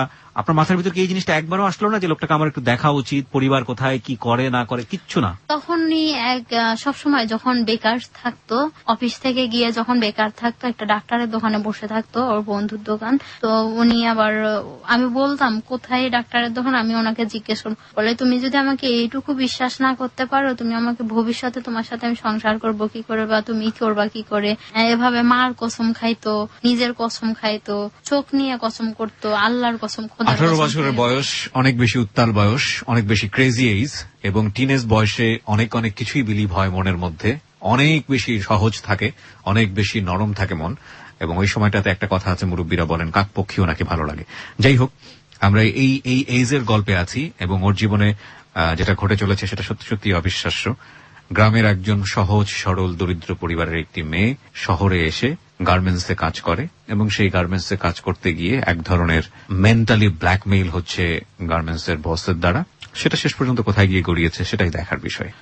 হ্যাঁ মায়া, তারপরে? তো কাজী তো আমাকে দেখেই বলতেছে, মানে মুখটা কেমন যেন অন্ধকার করে রয়েছে। মানে কাজীটা কি ওর আগে পরিচিত ছিল? পরিচিত ছিল নাকি জানি না, কারণ দেখে অন্ধকার করতেছি কিসের জন্য, যে আমার বয়স অনেক কম আর ওনার বয়স অনেক বেশি। আমাকে বয়সের ডিফারেন্স অনেক বেশি। ডিফারেন্স অনেক বেশি। এখন বলতেছে যে তুমি কি ওনাকে চেনো? এখন উনি যা বলে দিচ্ছে আমিও তাই, আগে বলে দিচ্ছে না, শিখায় পড়াই নিচ্ছে যে যা বলবো তাই শুনবা। এখন উনি যা বলতেছে আমি তাই শুনবো, বলে দিছে তাই আমি বলতেছি। আপনার একবারও মনে হলো না যে বাবা মার কাছে ব্ল্যাকমেইল হওয়ার জন্য আমি তাকে বিয়ে করছি, সেই বাবা মাই বিয়ে করার পরে কিভাবে মেনে নিবে কি নিবে না, এসব আমার মাথায় তখন কাজই করেনি। আপনি কি মানসিকভাবে কি তখন তার উপরে দুর্বল ছিলেন? দুর্বলও ছিলাম, আবার এসব ভাবতামই না। আর মনে কখনো যদি মনে পড়তো বলতাম যে আব্বু আম্মু, ও বলতো যে আব্বু আম্মু এমনি মেনে নিবে, দেখো যদি আমি ম্যানেজ করবো ওদেরকে। ওকে, আপনাদের মধ্যে বিয়ের আগে ওই প্রথমবার শারীরিক সম্পর্ক হবার পরে বাকি আরো বেশ কয়েকবার কি কন্টিনিউ হয়েছে? না কখনো হয়নি, আর কখনোই হয়নি। তো তারপর এখন ওই বিয়েতে গেলাম, যাওয়ানোর পর যখন কাজী আমাকে সব বলতিছে, আমিও বললাম হ্যাঁ ওনাকে চিনি, ওনার বাড়ির পাশে আমরা ভাড়া থাকি, ওনার স্ত্রী আছে তুমি জানো? উনি আমাকে বলে দিছে যে না নাই। আমিও বলছি নাই। বলছে আপনি কি এর ভিত্তি বিয়ে করেননি? বলছে হ্যাঁ বিয়ে করছিলাম, এই স্ত্রী মারা গেছে, এই কথা বলছে কাজীকে। বলে ওখানে বিয়ে পড়াইলো, ওনারই বন্ধু বান্ধব সবাই, আমার কেউ নাই ওখানে, কেউ নাই। আমি বললাম যে আমি আব্বু আম্মুর কাছে ফোন দেবো। এখন বলে তুমি যদি তোমার আব্বু আম্মুর কাছে ফোন দাও তাহলে তো আর বিয়েও হবে না, কিছুই হবে না, তুমি চুপ থাকো, একটা কথা বলবো না, সাউন্ড করবো না। এখন আমার কেমন জানি লাগতেছে আব্বু আম্মুকে ছাইরা। আব্বু আম্মু আমাকে নিয়ে অনেক চিন্তা করছিল, অনেক ই করছিল, যে আমার বিয়ের ভিতরে সবার আশা ছিল, আমার মামি বলে, মামা বলে, তারপর আব্বু আম্মু বলতো যে এইরকম জামাই নেবো, সেই সবাইকে বলতো। আর আমি কিসের জন্য এই কাজটা করতেছি? আব্বু আম্মু তো জীবনে এসব মেনে নিতে পারবে না, আমার জীবনটা চলে গেল, এসব ভাবতেছি, কিন্তু ভাবিয়া কোনো কাজ নেই। কারণ উনি যেহেতু বিয়ে দিকে কাজী পড়াচ্ছে, আমাকে বলতেছে যে বলো কবুল, এইসব বলতেছে। আমি আবার চুপ করে রয়েছি। বলে তোমার সমস্যা কোনো? উনি বলে যে না সমস্যা না, ওর একটু ওই মনে হয় মনটা খারাপ নাকি জানো। তো মায়া বলো, আমাকে বলে দিচ্ছে মায়া বলো। আমি বললাম, তখন বলানোর পর আমার ওই যে বাবা মা কেউ নেই, বলতেছে ওর বাবা মা কোথায়, উনি জানি কি বললো যে দেশে থাকে নাকি, যে কেউ নাই এখানে, ও আমরা দুজনে পালাই বিয়ে করতে আসছি না কি বলছে। ওকে, তো কাজে এই অনুযায়ী বিয়ে পড়াই দিল। সাক্ষী কেউ ছিল না আপনাদের? সাক্ষী ছিল ওনার বন্ধু বান্ধব, বেশ কয়েকজন বন্ধু বান্ধব নিয়ে এসেছিল। বন্ধু বান্ধব নিয়ে আসছে। বন্ধু বান্ধবে একজন বাবা হয়েছে, উকিল বাবা হয়েছে, আবার উকিল ভাই হয়েছে, সব মিলিয়ে ওরাই সব। কারণ ওখানে আমার কোনো আর কেউ নেই, শুধু আমি ছাড়া। ওকে, তো এখন এসব ভাবতেছি যে এটা আমি কি করলাম আর কি না করলাম, কি করতে চাইলাম আর কি হয়ে গেল, এসব ভাবতেছি তখন থেকে। করতে চাইলাম কি আর হয়ে গেল কি। কারণ আমি ভাবলাম যে হয়ে গেছে, আবার ভাবতেছি হয়ে গেছে, তাতে কি হয়েছে, মানুষে যে বিয়ে করে তাদের সমস্যা কি, 2 দিন পর আবার দেখি মান্না নেয়, এসব ভাবতেছি। তারপর উনি নিয়ে গেল। আবার আমি আবার ওই যে নাক ফুটা করছি ঢাকায় এসে, তো কিছুদিন হলো, মাসখানিক হলো, আমার বিয়ের মাসখানিক হলো, আমি আবার নাক ফুটা করছি। এখন নাকে এখন ফুল দেবে, এই ফুল আবার ঢুকে না, মানে আমি কান্দিছি। ওরা 3-4 জন মিললা যাইতা ধইরা নাকে ফুল দিয়ে দিছে। এখন আমি তো কান্দিছি, অটোর ভিত্তে ধইরা এমনি দিয়ে দিছে, আমি কান্দিছি। আবার ওই সেই উকিল বাবার বাড়িতে নিয়ে গেল আমারে, নিয়ে যায় ওখানে বিয়ের দিন আবার ওই ফিজিক্যাল রিলেশন। এখন এই বিয়ের পরে হয়ে গেল, বিয়ের আগে একবার হয়েছে আর বিয়ের পরে ওই দিন বন্ধুর বাসাতে। হ্যাঁ, বন্ধুর বাসাতে, যিনি আমার উকিল বাবা হয়েছে, তো ওনার বাসাতে। পরে ওখান থেকে চলে আসলাম। আম্মু বললো কই গেছিল, আমি বললাম ডিউটিতে গেছিলাম, এই তো চলে আসলাম। আম্মুকে বুঝাইলাম, আর আম্মু বুঝতো আমার কথা, কারণ অনেক ভালোবাসতো। তো যখন যা লাগতো শুধু আম্মুকে বলার দরকার, এখন ঋণ করে হোক আর কিছু করে হোক আম্মু আমাকে এটা আয়নায় দেবে। এখন আম্মুকে বললাম যে ইতে ডিউটিতে গেছিলাম, তো একটু দেরি করে ছুটি দিচ্ছে, 10টা বাজে না 9টা বাজে রাত্রে চলে গেছি। এটা কোন সময়ে ছুটি দিল, 9টা বাজে। বললাম যে কাজ শেষ, ছুটি দিয়ে দিচ্ছে। আমাকে বুঝাইলাম, আমি মনে করছে সত্যি, কারণ ওরা তো কখনো গার্মেন্টস দেখেইনি, আর আমি তো করতেইছি। এখন ওই 18 দিন ডিউটি করলাম, ওখানে বিফলে চলে গেল। ওখানে কোনো স্যালারিও তুলতে পারলাম না, কিছুই তুলতে পারলাম না। এখন কিছুদিন পর এখন আব্বু আম্মুর সাথে থাকতে থাকতে এখন বলে তোমার বিয়ে করছি, তোমার বাবার কাছে থাকার জন্য, মার কাছে থাকার জন্য, তোমার ফ্যামিলির সাথে থাকার জন্য তোমার বিয়ে করছি। আমি এসব বলতেছে। আমি আবার বলতেছি সমস্যা কি, থাকি না, আব্বু আম্মু পরে দেখি আব্বু আম্মু মাইনা নেবে না, তো আপনি কি বলেন, এসব করে আবার পালাই যাব। এর ভিত্তিতে একবার আব্বু আম্মু আমাকে কি জানি নিয়ে মারতে ধরছে, আমি ওর কাছে চলে আসছি। আম্মু মারতে আসছে, আমি ওর কাছে গিয়ে চলে আসছি। কারণ আব্বু মারতো, কিন্তু আব্বু মারতো না, বেশি ভয় দেখাতো না। কিন্তু আপনি বিয়ে করার পরে ওর বাসায় যাননি?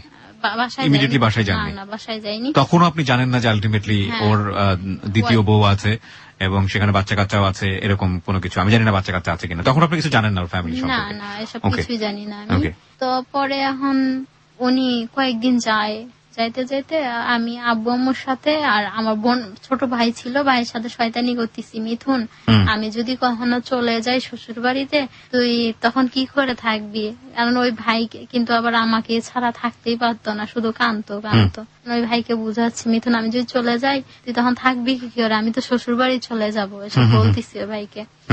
ফাজলামি করে বলতেছি, কিন্তু ওরা মনে করছে ফাজলামি করে, কিন্তু আমি সিরিয়াসলি বলতেছি, এটা ওরা জানে না। এখন বলতে যে পোশাক আমার গায়ে ছিল, এই পোশাক পরেই আমি ওখান থেকে পালাই আসছি। আমার কাছে টাকা ছিল না, ওই যে উকিল ভাই ছিল ওনার কাছে চলে আসছি। চলে আসানোর পরে উনি আবার ফোন দিছে বছরে যে মায়া তো এখানে চলে আসছে, উনি সহ আর ওই ভাই সহ আমি সহ আবার অন্যখানে গেলাম। জানার পর উনি একটা বাসা নিল, একজনের চাচ্চু বলে রাখে, উনি যে বাসা ভাড়া থাকে ওই ফ্ল্যাটে আর কি একটা ছোট রুম দেখে নিল। হাসান একটা রুম দেখে নিল। নেওয়ার পর ওখানে একটা খাট কিনলো, ওই দিনে খাট কিনলো আর কি যেন কিনলো জানি না। কেনানোর পর ওখানে থাকলাম। আবার ওই সেই ফিজিক্যাল রিলেশন আবার বিয়ের পরে, সেটা নরমাল, এটা নিয়ে আমাদের কোনো কোশ্চেন নেই। পরে এখন দেখানোর পর এখন আব্বু আম্মু ফোন দিচ্ছে, কান্দিছে, আমার মামাও কান্দিছে, মানে জানেন না আপনি কোথায় গেছেন। এখন বলছি আমি কিন্তু মরে যাবো, আমি কিছু যদি করে থাকি, তোমরা যদি আমার এটা মেনে না নাও, আমি সত্যি সত্যি কিন্তু মরে যাবো, এখনই মরবো। যখন ফোন দিচ্ছে তখন আপনি এটা বলছিলেন? আমি কিন্তু চাষারা আসছি, এই যে আমি রেলগাড়ির নিচে এখনই পড়বো, কিন্তু অথচ আমি কিন্তু ওই আপনার হাজবেন্ডের সাথে। পরে এখন কথাবার্তা বলতেছি ওর সাথে, আর আব্বু আম্মু এদিকে ফোন দিচ্ছে, সব বলতেছি। আব্বু সিরিয়াসলি মেনে নিছে, মনে করছে সত্যি সত্যি মেয়ে, যদি রাগী মেয়ে এমনি যদি আবার সত্যি সত্যি চলে যায়। তো আব্বু আবার ওই চাষার আমাকে খুঁজতে আসছে, আমার মামাও কান্দিছে, কানতে কানতে আমার মামাও চলে আসছে। আবার আমার আম্মু কান্দা পাগলের মতো কান্দে কান্দে বেড়াচ্ছে যে কই গেছি, আমি না গেছি। আব্বু বলতেছে মা তুমি চলে আসো, আমি তোমার কিছুই করবো না। আম্মু বলতেছে কিছুই করবো না মা, তুমি চলে আসো, দেখো তুমি তো বড়। আমার মামা বুঝাচ্ছে তুমি তো বড়, তুমি যদি এমন করো মানুষ, তোমার ছোট বোন আর 3টা আছে, ভাই আছে, বলবে যে এসব ফ্যামিলিতে বিয়ে করা যাবে না, কারণ এসব ফ্যামিলি ভালো না। বড় বোনে যেহেতু খারাপ, ছোট বোনে আর কি করতে পারে? বড় বোনে যদি মইরা যায় এসব করে, আর ছোট বোনেরা কি করবে? এসব আমার মামা বুঝাচ্ছে ফোন দিয়ে। পরে উনি আবার আমাকে, আমার হাজবেন্ড তখন আবার আমাকে বুঝাইলো যে ঠিক আছে মায়া তুমি চলে যাও, আমি আব্বু আম্মুকে ম্যানেজ করে নেব, দেখো ম্যানেজ করে নেব, তারপর আমরা দেখবো বাড়িতে তোমারে নিয়ে যাব। এর ভিতরে আমার শাশুড়ির সাথে আমি কথা বলতেছি আমার শাশুড়ির সাথে। কি বলতেছিলেন তখন? শাশুড়ি কি বলে? শাশুড়ি বলছে, উনি নাকি বিয়ের আগে বলছে শাশুড়িকে যে মা আমি একটা মেয়ে, আমার কাছে একটা আমি মেয়েকে পছন্দ করি, মেয়েটাকে আমার অনেক ভালো লাগে, মেয়েটা শিক্ষিত আছে আর দেখতেও সুন্দর আছে, কথাবার্তা কম বলে, ভদ্র অনেক, এসব বলছে। আমি আবার ওনার মোবাইলে রেকর্ড করা আছে, আমি আবার সবসময় যে দেখতাম ওনার সাথে একখানে হয়েছে, ওনার মোবাইলটা আগে নিয়ে চেক করতাম যে কার সাথে কথা বলছে, অটো রেকর্ড চালু করা থাকতো, আমি সবসময় চেক করতাম আর কি। আবার মেসেজ দেখতাম, মেসেজ চেক করতাম। তো এখন দেখি যে ওনার মায়ের সাথে সব কথা বলছে, মায়ে বলছে ঠিক আছে, মায়ে বলছে ভাতিজারা সবাই বলছে যাচ্ছে যদি ভালো হয় তাহলে বিয়ে করে ফেলো। কিন্তু এই বিয়ের ভিত্তে আবার ওরা ছিল না, বিয়ের ভিত্তে আমরা থাকবো না, থাকলে যদি আবার পরে সমস্যা হয়, এখন বিয়ের ভিত্তে থাকবে না। এখন বিয়ে হয়ে গেল, আমার শাশুড়ির কাছে গেলাম একদিন, বিয়ের পর একদিন আমার শাশুড়ির সাথে আগে কথা বললাম, কথা বলে আমার বলতিছে যে তোমার কথা ভালো লাগে, এই ভালো লাগে, সেই ভালো লাগে, আমার শাশুড়ি বলতিছে। বললাম ভালো লাগবে না, আমি কি খারাপ যে আমার কথা ভালো লাগবে না? আমি কি বোবা, কথা বলতে পারি না যে ভালো লাগবে না? এসব বলতিছে। তুমি তো ভালোই কথা বলতে পারো, আমার শাশুড়ি বলতিছে। বলে ফোন টোন অনেক কথা বলে ফোন টোন কেটে দিলাম। এর ভিত্তে এখন আসলাম, আসিয়া যখন আব্বু আম্মুর সাথে থাকি, ওই বাসা থেকে রাগ করে যে গেছিলাম যে আমি মরে যাব, বাসার ভিতরে তো আসলাম, আব্বু আম্মু বুঝাইলো, তো এই যে আমার হাজবেন্ডও বুঝাইলো, বাসায় চলে আসলাম। এর ভিতরে আবার দেখি শুক্রবার আসলে বা সন্ধ্যা হলেই, রেগুলার সন্ধ্যা হলেই উনি আমাকে দেখার জন্য আশেপাশে ঘুরতো, এ করতো সে করতো, বাসার ভিতরে কিন্তু ঢুকতো না, মানে আপনার বাসার আশেপাশে ঘুরঘুর করতো। কিন্তু আমার ছোট বোনে বলতো বসে তো এবার দিয়ে যাওয়া আসা করতেছে, আপু তুমি সত্যি করে কত, তুমি কি বসের সাথে কোনো তোমার সম্পর্ক আছে? কিসের সম্পর্ক রে তোর বসের সাথে? ওটা অন্য লোক হলো, বুড়া লোক একটা। হ্যাঁ আমি বলতাম, অথচ বিয়ে হয়ে গেছে। আমি বলতাম যে বুড়া লোক একটা, দেখতে কেমন বাট্টুর লোক, আমি দেখতেই পারি না লোকটাকে, আর তুই বলিস ওই লোকের সাথে আমার কোনো সম্পর্ক আসেনি। তো এসব বলতাম আমার বোনকে, তো বোনও আবার বুঝতো আসলে আমার আপু তো এমন করতে পারে না, মানে কেউ ধারণাই করেনি যে আপনি ধরনের কাজ করেন। কারণ আমার আম্মু বলতো, আমার বোনে বলতো, কারণ এটা লোক হলো, এটা তো কিছুই না, তোমার কেউ পছন্দ করতো না। আবার বলতো তোমার পিছনে এমনি কত ছেলে থাকতো, ভালো একটা ছেলে দেখো। আব্বু বলতো ভালো যে ভালো হবে, লাগবে না, সম্পদ লাগবে না তার, যদি শুধু ছেলেটা ভালো হয়, চরিত্র ব্যবহার বংশগত ভালো হয়, তাহলে তুমি যদি তার সাথে প্রেমও করো আমরা মেনে নেব সেই ছেলেকে, কখনো কিন্তু পালাই যাইবা না। আব্বু বুঝাইতো আগে আমারে, ছোট থাকতেই বুঝাইতো আব্বু এসব, কিন্তু আমার মাথায় ওইটা কাজ করেনি। এখন ভাবছি বিয়ে যেহেতু হয়েছে আব্বু তো মেনেই নেবে, উনি যেহেতু বলছে যে আম্মুকে রাজি করাবে, তো রাজি করাইতেই পারবে মনে হয়। এখন রেগুলার দেখতে আসে আমার বোন, যখন এমনি বলে আবার 2 দিন পর পর দেখতে আসে আমারে। এখন কি বলবো, আমি তো কিছু দেখতে আসে বলতে কি আপনার বাসায় ঢোকে? বাসায় ঢোকে না, বাসার আশপাশ দিয়ে ঘুরঘুর করে। এখন আমরা হাত ইশারা করে, চোখ ইশারা করে কথা বলে। এখন একদিন আমার একটা স্কিন টাচ সেট দিছে, স্কিন টাচ একটা সেট দিল, আমি আবার কিভাবে নেব, ওনারা সামনাসামনি তো আর সামনের থেকে নিতে পারবো না, মানুষ বলবে এই লোকটার সাথে নিশ্চয়ই কোনো তাহলে সম্পর্ক আছে। আমি আমার ছোট ভাই ছিল, ওই যে ভাইকে বলতাম ভাইয়া আমি কিন্তু শ্বশুর বাড়িতে চলে যাব, ওই ভাইকে বলতাম ভাইয়া ওই যে ওই মেয়ে একটা আছে, ছোট মানুষ তো বুঝাইতাম যা তাই বুঝতো, ওরা কিন্তু মেয়ে, শুধু শার্ট প্যান্ট পরছে, আমি যেমন শার্ট প্যান্ট পরি না, ওই মেয়েটা ওইরকম শার্ট প্যান্ট পরছে, ওগুলো আগলা দাড়ি লাগাইছে, বুঝছো, আগলা দাড়ি লাগাইছে। ও তোমার হাতে একটা মোবাইল দেবে, তুমি মোবাইলটা নিয়ে আসে, আব্বুরেও কইবা না আম্মুরেও কইবা না, আমার হাতে দিয়ে দিবা। হ্যাঁ, তো ওই ভাই আবার কি করছে, ছোট ভাই নিয়ে আসছে ফোনটা, নিয়ে আসা আমার হাতে দিছে। দিয়ে কিছুক্ষণ পর আব্বুরে কয়, আব্বু আব্বু মায়াপুরে একটা মেয়ে আছে, মেয়েটা আপু যেমন শার্ট প্যান্ট পরে এমন শার্ট প্যান্ট পরে, বুঝছো, শার্ট প্যান্ট পরে, তো মেয়েটার কিন্তু দাঁড়িয়ে আছে, ওগুলো দাঁড়িয়ে লাগাইছে কিসের জন্য, দাঁড়িয়ে লাগাইছে কিসের জন্য। তো এখন আব্বু অতটা কেয়ার করেনি, ছোট মানুষে কি বলতিছে না বলতিছে কেয়ার করেনি। তখন আমিও আবার ভয় পাইতেছি, আব্বু যদি আবার এটা সত্যি ভাবি না যে আমি আসলে একটা লোকের কাছ থেকে ফোন নিছি। আমাকে বলে, মায়া তুমি কার কাছ থেকে ফোন নিছো, সত্যি সত্যি জিজ্ঞেস করতেছে কার কাছ থেকে ফোন নিস। আমি বললাম, আব্বু না, আমার এই ফোনটা না ওই নিছিল, একটা মেয়ের কথা বললাম যে রত্না নিছিল, তো আমার ওর ফোন নাকি নষ্ট হয়ে গেছে, এর জন্য আর কি পরে আমাকে এটা দিয়ে দিল, আর মিথুনের দ্বারা আমি নিলাম।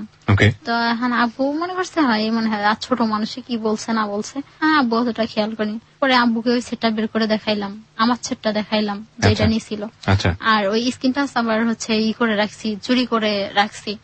আব্বু আমাকে দেখাচ্ছে না। কিছুদিন পর আবার আম্মু দেখতে পারছে মোবাইল। আমি বললাম, আম্মু এটা ও রত্নার নিছি, আমি একটু পরে আবার ওরে দিয়ে দেবো, বুঝছো, আমি কিছু চালানোর জন্য একটু নিছি, আমার মোবাইল তো নষ্ট, চালানোর জন্য একটু নিছি।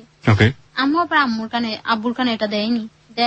এখন যাইতেছে কিছুদিন পর আবার ওই রাত্রেবেলা আম্মু পিঠা বানাইতেছে রান্নাঘরে বসে, এখন উনি চলে আসছে, একটা লোক সহ, আর ওনার থেকে আরো একটা বয়স্ক লোক সহ চলে আসছে। আইসা আব্বু ঘরে ছিল, আমি ছিলাম, আম্মু ছিল। পরে আম্মু আব্বুর পা ধইরা জড়াই ধইরা বয়ে রইছে, যে এখন আব্বু তো চেনে না, আম্মুও চেনে না, এই লোকটা কে, হঠাৎ এসে, এটা পাগল নি যে হঠাৎ এসে পা ধরে বসলো, এটা আবার কেমন হতে পারে। পরে আম্মু তো ভয় পাইছে যে হাসাই পাগল নাকি এটা। পরে আব্বু জিজ্ঞেস করতেছে কে তুমি, কে সে, সবকিছু আমার খুলে বললো যে আমি ওর ভয়ে রান্নাঘরেই আছি, আমি যাচ্ছি না, আব্বু যদি আবার আমাকে মারে। এখন আমি ভয়ে যাচ্ছি না, রান্নাঘরে আছি। উনি আবার সবকিছু আব্বুকে খুলে বললো, আম্মুকে খুলে বললো, পা ধরছে, বলতেছে আপনারা যদি মাফ না করেন তাহলে আমি কিন্তু পা ছাইড়া দেবো না। এসব আবার আমার ছোট ভাই আইসা আমার বলতেছে। মানে এই যে কাজটা করতেছে আপনার হাজবেন্ড, সেটা কি আপনাকে আগে থেকে জানিয়েছিল যে আজকে আমি ধরনের ঘটনা ঘটাবো? না না, এসব বলেনি, ডিরেক্টলি সে বাসার মধ্যে ঢুকে এই ধরনের। হ্যাঁ।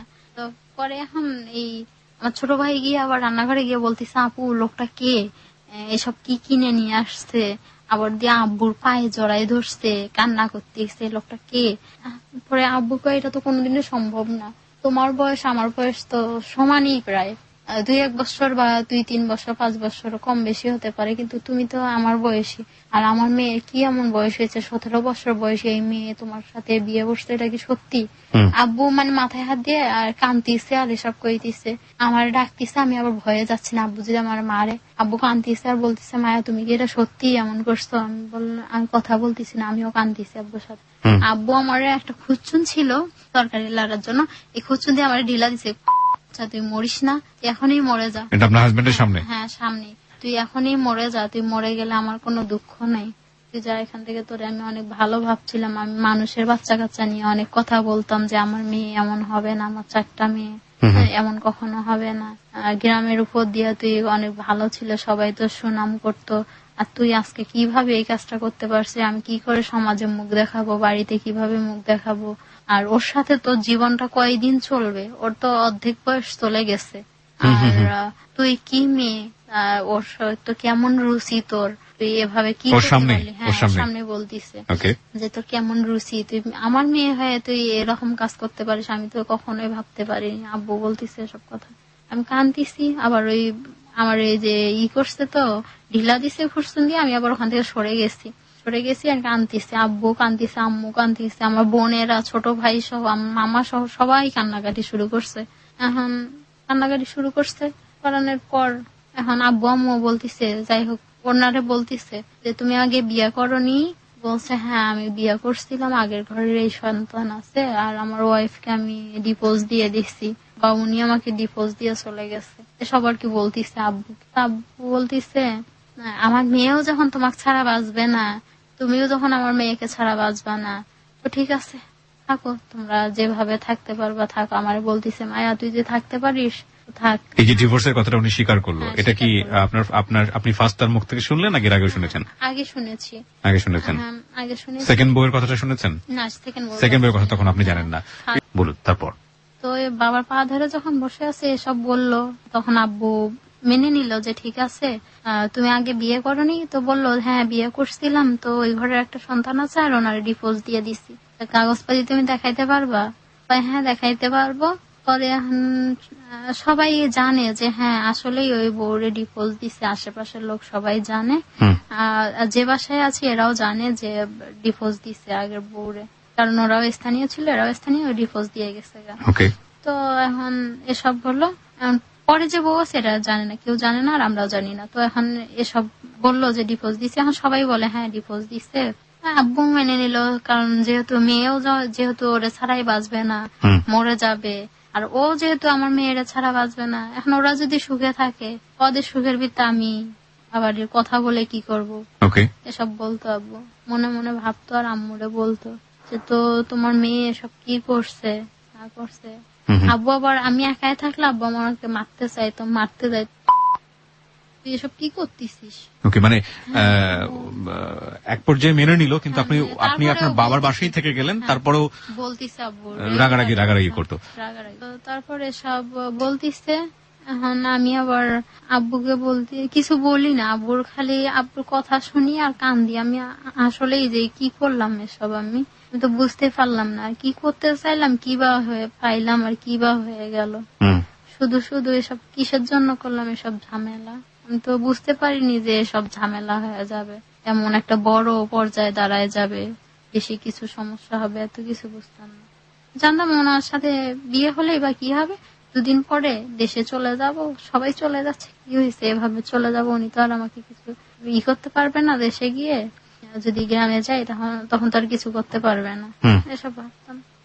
তারপরে আব্বু মেনে নিল, আছি ওনার সাথেই আর কি। উনি ওনার বাসাতে থাকে, রাত 1টা 2টা 3টা পর্যন্ত আমার সাথে কথা বলে। আর একটা লোকে যদি কেউ যদি 3টা 4টা রেগুলার যদি কথা বলে, কেউ কি বুঝতে পারবে যে ওনার ওয়াইফ আছে কিনা। আপনি তাহলে কেন ঘরে উঠে যাচ্ছিলেন না ওনার? ঘরে উঠে যাচ্ছি না, তখন বলতেছে মায়া, উনি আবার ওই ফ্যাক্টরি নিয়ে এক সমস্যায় পড়ে গেছিল, যার কারণে ওদের হচ্ছে 3জন পার্টনার মিলেই প্রায় 95 লাখ টাকা ধরা খাইছে। তো এই নিয়ে এখন উনি বলতেছে মায়া আমি তো বাড়িটা বিক্রি করে দেব, তো কি করব, এখন আমার তো সামনে সমস্যা অনেক, বাড়িটা বিক্রি করি। তো আমি বলতাম, প্রথম তো অতটা কিছু বুঝতাম না, তো আমি বললাম আপনি কি করবেন আমি জানি। তো উনি আবার বাড়ি বিক্রি করে দিল, ওখান থেকে মনে হয় আমার 1 লক্ষ টাকা দিছিল। না, এর মধ্যে আমার আম্মু বলছে যে ও যে তোমার কাছে থাকবে, তো ওর একটা ভবিষ্যতের চিন্তা ভাবনা আছে না, ওরে তুমি কি করে দিতে পারবে, ওর ভবিষ্যৎ আছে না। পরে উনি 1 লক্ষ টাকা দিছিল, দেওয়ানোর পর এই টাকা আবার আমি দেশে পাঠাই দিছি যে জমি টমি রাখবে। এই টাকা আবার ওখান থেকে আবার শেষ হয়ে গেছে, কারণ যার কাছে রাখতে দিছি এও মনে করেন 10,000 5,000 20,000 ভাঙছে, এ আবার ওর কাছ থেকে আবার আরেকজনে আবার ধান নিচ্ছে 10,000 5,000, এমন করে দেখা যায় টাকা আমার 50,000ও নেই। আচ্ছা, এগুলো বোঝাতো আপনাকে? এসব বোঝাইতো, আপনি চোখ বন্ধ করে সেগুলো বিশ্বাস করতেন? আমিও বিশ্বাস করলাম। পরে ওই 1 লক্ষ টাকা দিল, লইয়া দেশে গেলাম, দেশে পাঠাই দিলাম। দেশে পাঠাই দেওয়ার আগে আমার এক খালু ফেনীতে থাকে, ওই ছোট খালা, যে খালা আমার ছোট থেকে মানুষ করছে, যাকে মা বলে জানতাম, ওই খালা পরে বিয়ে হয়েছে যখন, উনি আবার ওই খালু আবার ওই ফেনী না কোন জায়গা যেন থাকে, ওখান থেকে আসবে। বলছে যে মায়ার নাকি বিয়ে হয়েছে, আম্মুরে বলছে আপা মায়ার নাকি বিয়ে দিলেন, তো আমাকে না জানাইয়া দিলেন, ও তো আমাদের মেয়ের মতো, সবাই মনে আশা আকাঙ্ক্ষা আছে। আম্মু আর অত কিছু খুলে না বলে বলছে ভাই তুমি আইসো, আইয়া দেখা যাইও। কয় ঠিক আছে আইতাছি, জামাইরে দেখা যাবো, এসব বলছে আমার খালু। এখন তখন ছিল অবরোধের সময়, তো খালু আবার আসতে ধরছে এখানে কোন জায়গায়, ফেনী না কোন জায়গায় যেন আবার ভৈরবে অ্যাক্সিডেন্ট হয়েছে, বাসে ওই যে পেট্রোল ধরাই দেয় না। এখন খালু এটা দেখে ঢিলাঢিলি দেখে খালু মনে করছে সবাই নামা যাচ্ছে, খালু আবার জ্বালানা দিয়ে লাভ দিছে। লাভ দেওয়ানোর পর তখন ওই হয়েছে, খালুর কান ফাইটটা রক্ত বের হয়েছে, মাথা ফাইটটা রক্ত বের হয়েছে, ওখানে নিচে পড়েছিল। পরে একজন চেনা পরিচয় সাথের লোক যে কাজে আসছে, উনি আবার নিয়ে গেছে, নিয়ে যে পুলিশ টুলিশ আবার আসছে, আইসা আবার ওনারে নিয়ে গেছে। পরে আবার ঢাকা মেডিকেল হাসপাতালে পাঠিয়ে দিছে। আমাদেরকে আবার রাত্রের ভিতরে ফোন দিল। এর ভিত্তে আমরা আবার 2 জনে একটা রুম নিলাম। আব্বু আম্মু বলতেছে, আবার সবাই বলতেছে, বাড়িওয়ালা আবার ওনারে চেনে, বলে ভাই আপনি আবার এভাবে থাকেন কিসের জন্য, মানে আব্বু আম্মু যে রুমে থাকতো ওই রুমে আবার আমরা থাকতাম, আব্বু আম্মু থাকতো আমরা থাকতাম, আম্মু ওরা খাটে থাকতো, আর আব্বু আমার মামা সহ আবার অন্য একটা রুম নিছে ওই রুমে থাকতো, যেহেতু দেখতেছে মেয়ে এখানে। পরে ওরা আবার অন্য রুমে থাকতো, আর এখানে আমার বোনেরা সহ আমরা আম্মু সবাই মিলে আবার আমরা দুইজন নিচে থাকতাম, আম্মুরা সবাই, আম্মু আমার বোন ভাই সবাই ওরা খাটে ঘুমাতো, আমরা আবার নিচে ঘুমাইতাম। তো এভাবে কয়দিন থাকবেন, আপনি একটা রুম নেন। পরে আবার রুম নিলাম একটা, রুম নিয়ে এই রুমের ভিতরে সবকিছু জিনিসপত্র সব কিনলো, যত জিনিস লাগে সব কিনে নিল, নেওয়ানোর পর ওই রুমে গেলাম প্রথম, যাওয়ানোর পর এখন থাকতেছি কিছুদিন। তখন পর্যন্ত আপনার ওই প্রতিবন্ধী ছেলেটার সঙ্গে দেখা হয়নি?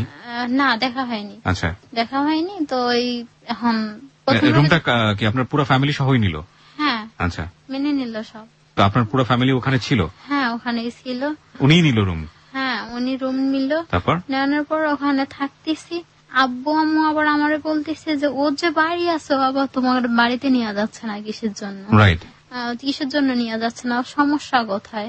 আমি বললাম আমুরে আবার বললাম আম্মু সমস্যা আছে, ওর ভাইয়েরা যদি মেনে না নেয় এজন্য আর কি, আম্মুরে বুঝাচ্ছি আমি।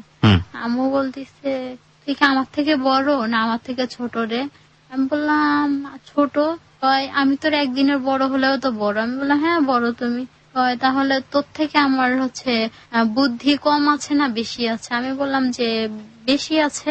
আমাকে বলতিছে যে বেশি আছে তোমার বুদ্ধি।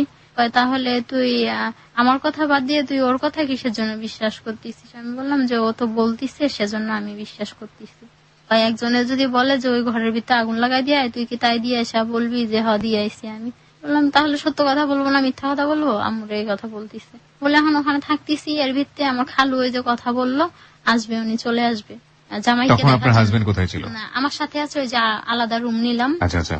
তো ওখানে থাকতেছি। এখন ও বলতিছে, ওরে বললাম যে দেখেন আমার ছোট খালু তো আসবে, কারণ এই খালারে আমি ছোট থেকে মা বলে রাখতাম, আমার অনেক আদর করতো। এই খালু আমাকে অনেক আদর করতো, মেয়ের মতো দেখতো। ওনার মেয়ে নাই, 3টাই ছেলে।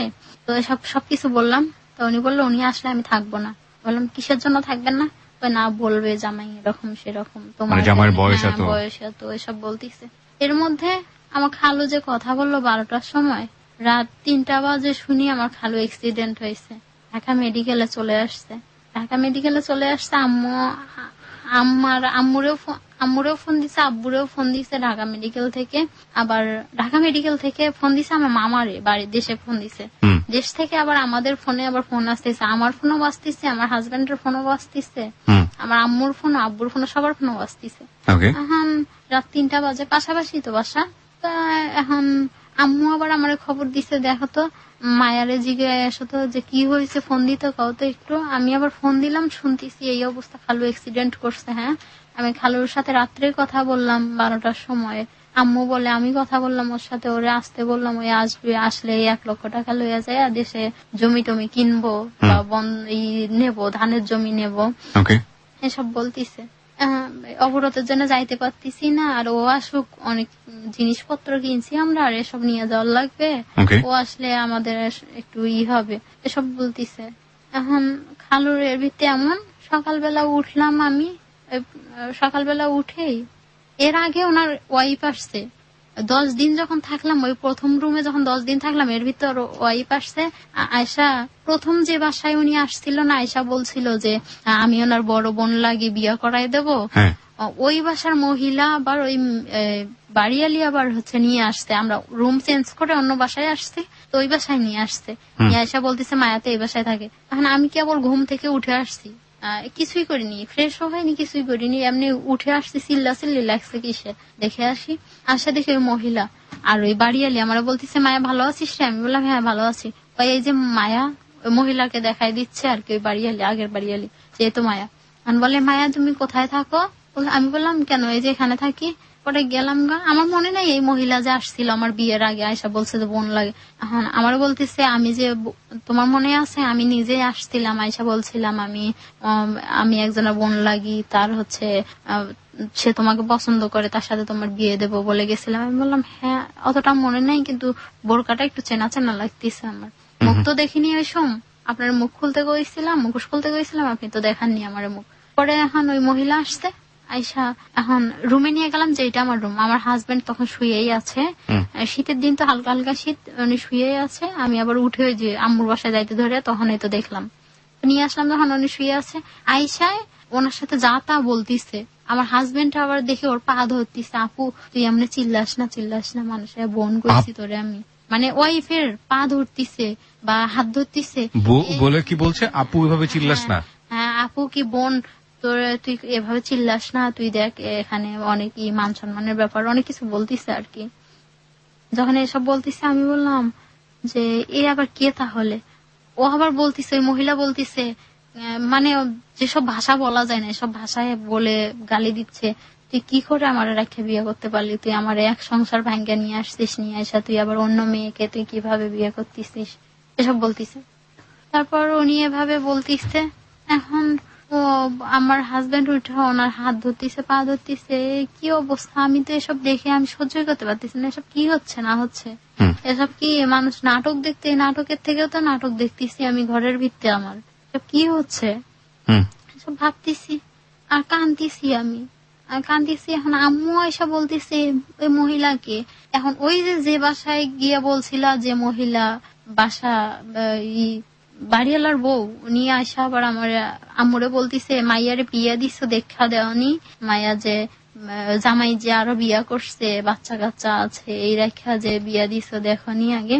এখন আমার আম্মু বলতিছে কি বলে না বলে সব, ওই তো আমাদের কাছে বললো যে ওর বউরে এই ডিভোর্স দিছে, সেই করছে, আবার এ বউ আবার কোত্থেকে আসলো।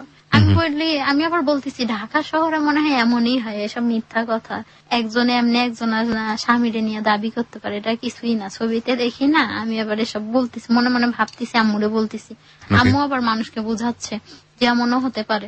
দেখি না, এটা তো সত্যি সত্যি হচ্ছে, উনি ওনার ওয়াইফ আর উনি ওনার হাজবেন্ড। আমি তাহলে কি হলাম, আমি কে? আমি এটা ভাবতেছি আমি কে।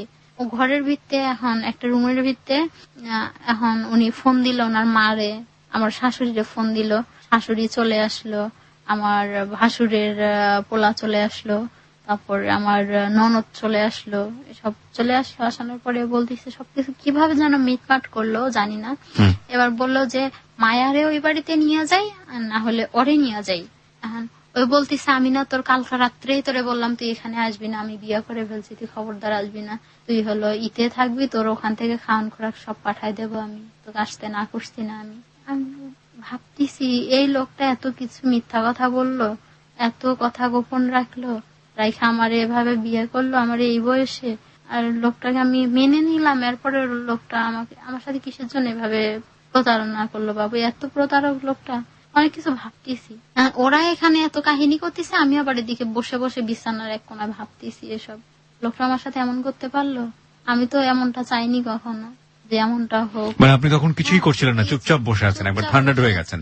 আর ওরা দেখি উনি ওনার ওয়াইফে মারতিছে, ওয়াইফ ওনারে ধরে মারতিছে, এই অবস্থা আপনার সামনে চলছে, আমার সামনে এসব চলছে। আমার শাশুড়ি এসে আর কি বন্ধ করলো আর কি, আমার হাজবেন্ড ওই মহিলার মারতিছে।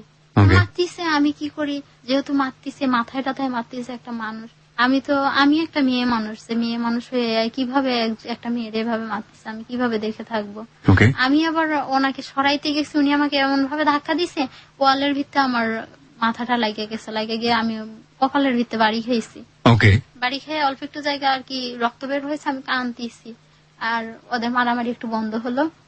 আমার শাশুড়িরা সবাই আর কি মিটমাট করে বলতেছে মায়া তুমি আমাদের সাথে চলো। আমি বলি কই যাবো, আমি যাবো না, আমি এই সংসার করব না, আমি চাইছিলাম যা চাইছিলাম তার বিপরীত সবে পাইছি, আমি এখানে যাবো না, কিছুই করব না। আমার আব্বু আবার আম্মুরে ধরে ইচ্ছা মতো মারতেছে মানুষের সামনে। ওই একই বাড়িতে সব ঘটতেছে, একই বাড়িতে সব হচ্ছে। রুমের ভিতরে ওরা হাজবেন্ড ওয়াইফ মারামারি করতেছে, বাহিরে আবার হচ্ছে আমার আব্বু আম্মু মারামারি করতেছে, তোর মেয়ে এসব কি করলো, আমার মুখে চুনকালি মাখিয়ে দিল। আমি তো কখনো চাইনি আমার মেয়েটা এমন হবে, তুই শাসন করিস না। আমার আম্মু বল শাসন আর কিভাবে করব, একটা মেয়েকে কম শাসনে রাখছি, ওরে কোনো ছেলের সাথে কথা বলতে দেইনি, কোনো কারোর সাথে মানুষ খেলতে যায় ছোটবেলা থেকে, আমি কখনো খেলতে যাইতে দেইনি। কে বলেছে? আমার মা বলতেছে যাইতে দেইনি। তারপরেও যদি মেয়ে এমন হয়ে যায়, এটা কিভাবে, এটা আমার দোষ, আপনি আমার দোষ দিচ্ছেন কেন? আমার আব্বুকে বলতেছে, আর আব্বু আমার প্রায় চুলের মুঠি ধরে মারতেছে আর সবার মধ্যে, মানে যে যার বউকে ধরে পেটাচ্ছে আর কি। হ্যাঁ, কেউ তো আর কিছু বলবে না, ওনার মেয়ে ভাব করছে নিশ্চয়ই তাহলে ওনার ওয়াইফের দোষ, নিশ্চয় মেয়েকে তাহলে কিছু বলেনি। ওকে, অথচ আমার মা আমাকে সবসময় শাসনে রাখতো, সবসময় কারোর সাথে আপন চাচতো ভাই, জ্যাঠাতো ভাই বা কেউ খালতো ভাই ভালোভাবে কথাও বলতে দিত না, সামনেও যাইতে দিত না। এই অবস্থা যে না, একটা মেয়ে মানুষ দরকার কি, কথা বললে, বেশি কথা বললে মানুষের সাথে মায়া বাইরা যায়, এসব বলতো আমার মা। ওকে, তো যাইতে দিত না। আব্বু ছোটবেলা থেকে কারোর সাথে কথাবার্তা বলতে দিত না। মেয়েরা খেলতে যায় একসাথে, মানুষের একটা জিনিস চুরি করে পারে গাছ থেকে, এ করে সে করে, এসব আব্বু আমার পছন্দ করতো না, আর বলতো এসব করলে গুনাহ হয়। আমরা এই অনুযায়ী চলে আসছি, আব্বু আম্মুর কথা অনুযায়ী চলে আসছি। হঠাৎ যে এরকম হবে আমিও নিজেও জানতাম না। আমি করতে গেলাম একটা, আরেকটা করতে গিয়া, এটা করতে গিয়া ফান্দে পড়ে গেলাম আমি। ওকে, এখন আমি এসব ভাবতেছি, আম্মুরেও দেখে মারতিছে। আব্বুর সামনে তো আমি যাইতেই পারবো না। আব্বু যদি আমার কোনো কিছু দিয়ে কোপ দেয় রাগের ভিত্তে, আমার আবার বের হতে দিচ্ছে না আমার হাজবেন্ড। ওকে, পরে ওই মহিলা ওদিকে কান্দিছে, এদিকে চিন্তা করতেছে, আমি এদিকে বইয়া আবার কান্দিছি, শাশুড়ি বই আছে সবাই। তারপর আমার শাশুড়ি আবার ওই মহিলাকে নিয়ে গেল, ওনার ওয়াইফকে নিয়ে গেল। পরে উনি গেল, সাথে গেল, সবকিছু কিভাবে যেন ভালো হয়ে গেল। ভালো হয়ে যাওয়ার পর পরে শুনি যে উনি ওই ওয়াইফকে বিয়ে করছে, 8 বছর হলো বিয়ে করছে। যখন গার্মেন্টসে থাকতো, গার্মেন্টসে উনি তখন পিএম না জিএম ছিল, আর ওই মহিলা নাকি কাজের বুয়া ছিল না, ঝাড়ু দেওয়া বুয়া ছিল, ওনাকে বিয়ে করছে। see, this is the story that we want to reveal, and what the situation is coming, আপনি ইমাজিনই করেন, কিন্তু ইমাজিন করে আসলে রিয়েলিটির সাথে ম্যাচ করানো খুব ডিফিকাল্ট, বিকজ আপনি এরপরে যেটা ইমাজিন করবেন সেটা ম্যাচ করবে না কোনো। মায়া, তারপরে সব মেনে সবকিছু হয়ে গেল, উনি ভালো হয়ে গেল, ওনারে নিয়ে গেল। তারপর শুনতে পারলাম যে উনি যখন ওই যে এসব বিয়ে করলো, এই মহিলারে বিয়ে করছে, কাজের বুয়া ছিল, কাজের বুয়া ছিল, ওনার বিয়ে করছে। উনি আবার, ওনার আবার হলো বিয়ে হয়েছিল হলো খালতো না মামতো ভাইয়ের সাথে। ওই বিয়ে ভেঙে নিয়ে এসে উনি করেছে। উনি যখন, ওই মহিলা যখন 4টা বাচ্চা রেখে, আমার মতো বাচ্চা আছে ওনার, রেখে চলে আসছে। আসানোর পর ওনার শাশুড়ি বলতে ওনার খালা, যে খালাই তো শাশুড়ি হয়ে গেছে, কারণ খালতো ভাইয়ের সাথে বিয়ে হয়ে গেছিল। উনি স্ট্রোক করে মারা যায়, স্ট্রোক করে মারা গেছে। এখন উনি বলতেছে যে তুই আমার এভাবে লইয়া আসছিস বা এভাবে নিয়ে আসা, তুই আমার এমন করছিস, আবার আমার রাইখা আরেকটা মেয়েরে বিয়ে করছিস, সেই বলে, তোরে তো আমি বিয়ে করিনি। ওই আবার আমার সামনে বলে আমার হাজবেন্ড যে তোরে তো আমি বিয়ে করিনি, আমি বিয়ে করছি মায়ারে, তুই তো আমার কাছে জোর করে চলে আসছিস। এগুলো হচ্ছে আপনার সামনে, এসব আমার সামনে হইতিছে, বলতিছে। এখন সবাই বলে, সবার মুখ থেকে আমি শুনতে পাচ্ছি এসব কথা। আর আমার হাজবেন্ড আমাকে বলতো যে মায়া, তুমি যদি না করো, আমি সত্যি, তুমি কিছু মাথা টাথা গরম করো না, আমি কিন্তু ওকে হচ্ছে করবো, ডিভোর্স দেবো, আমি তোমাকে নিয়ে সংসার করব। সত্যি বললাম, অনেক কিছু বলতো যে তোমাকে নিয়ে সংসার করবো, ওকে ডিভোর্স দিয়ে দেবো, আর বাচ্চাটাকে নিয়ে আসলে তুমি কি পালতে পারবা না। আমি বলছি বাচ্চাটা নিয়ে আসলে পালতে পারবো না, মানেটা হচ্ছে এটা কোন বাচ্চা? প্রতিবন্ধী বাচ্চাটা? না না না, পরে যে ওয়াইফ আছে ওনার বাচ্চা, যে এসে মারামারি করলো, সেই ওনার ঘরে একটা বাচ্চা আছে, ছেলে না মেয়ে? ছেলে। কয় বছর বয়স? 4 বছর মনে হয়, রানিং এ 5 বছর চলছে। ওকে, এটা একটা। আর প্রতিবন্ধী বাচ্চাটা? ওরা 10 বছর বয়স, তো বোঝা যায় না, ওই 5 বছরেরটার মতো ওটাও লাগে, প্রতিবন্ধী। তো ওটাকে কি করলো, কোথায় রেখেছিল? ওটা তো ওই যে 7 মাস থেকে, ওর মা যখন ফেলে রেখে চলে গেছে, 7 মাস থেকে ওর দাদি হচ্ছে আমার শাশুড়ি আর কি ওকে ম্যানেজ করে নিচ্ছে, ওকে দেখাশোনা করতেছে, সব খেজ মতো আমার শাশুড়ি করতেছে। তো এখন এই করে এখন চলতেছে। উনি আমাকে তো বললো যে হ্যাঁ আপনি করতে পারবেন কিনা, তারপর আমি বলছি যে না, আমি এসব জঙ্গল টানতে যাব কিসের জন্য। আপনি ডিরেক্টলি বলেছেন? আমি বলে দিলাম যে আমি এসব জঙ্গল টানবো কিসের জন্য, আমি তো একটা বাচ্চা।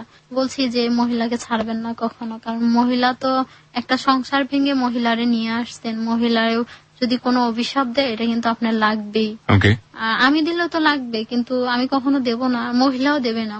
উনি এখন ওনার মতো ওই দেখলাম একদিনে ডিভোর্স হয়েছে ওনাদের মধ্যে? না, ডিভোর্স হয়নি, ওনাকে খাওয়ান খোরাক ঠিকই দেয়, সব লেনদেন ঠিকই চলে।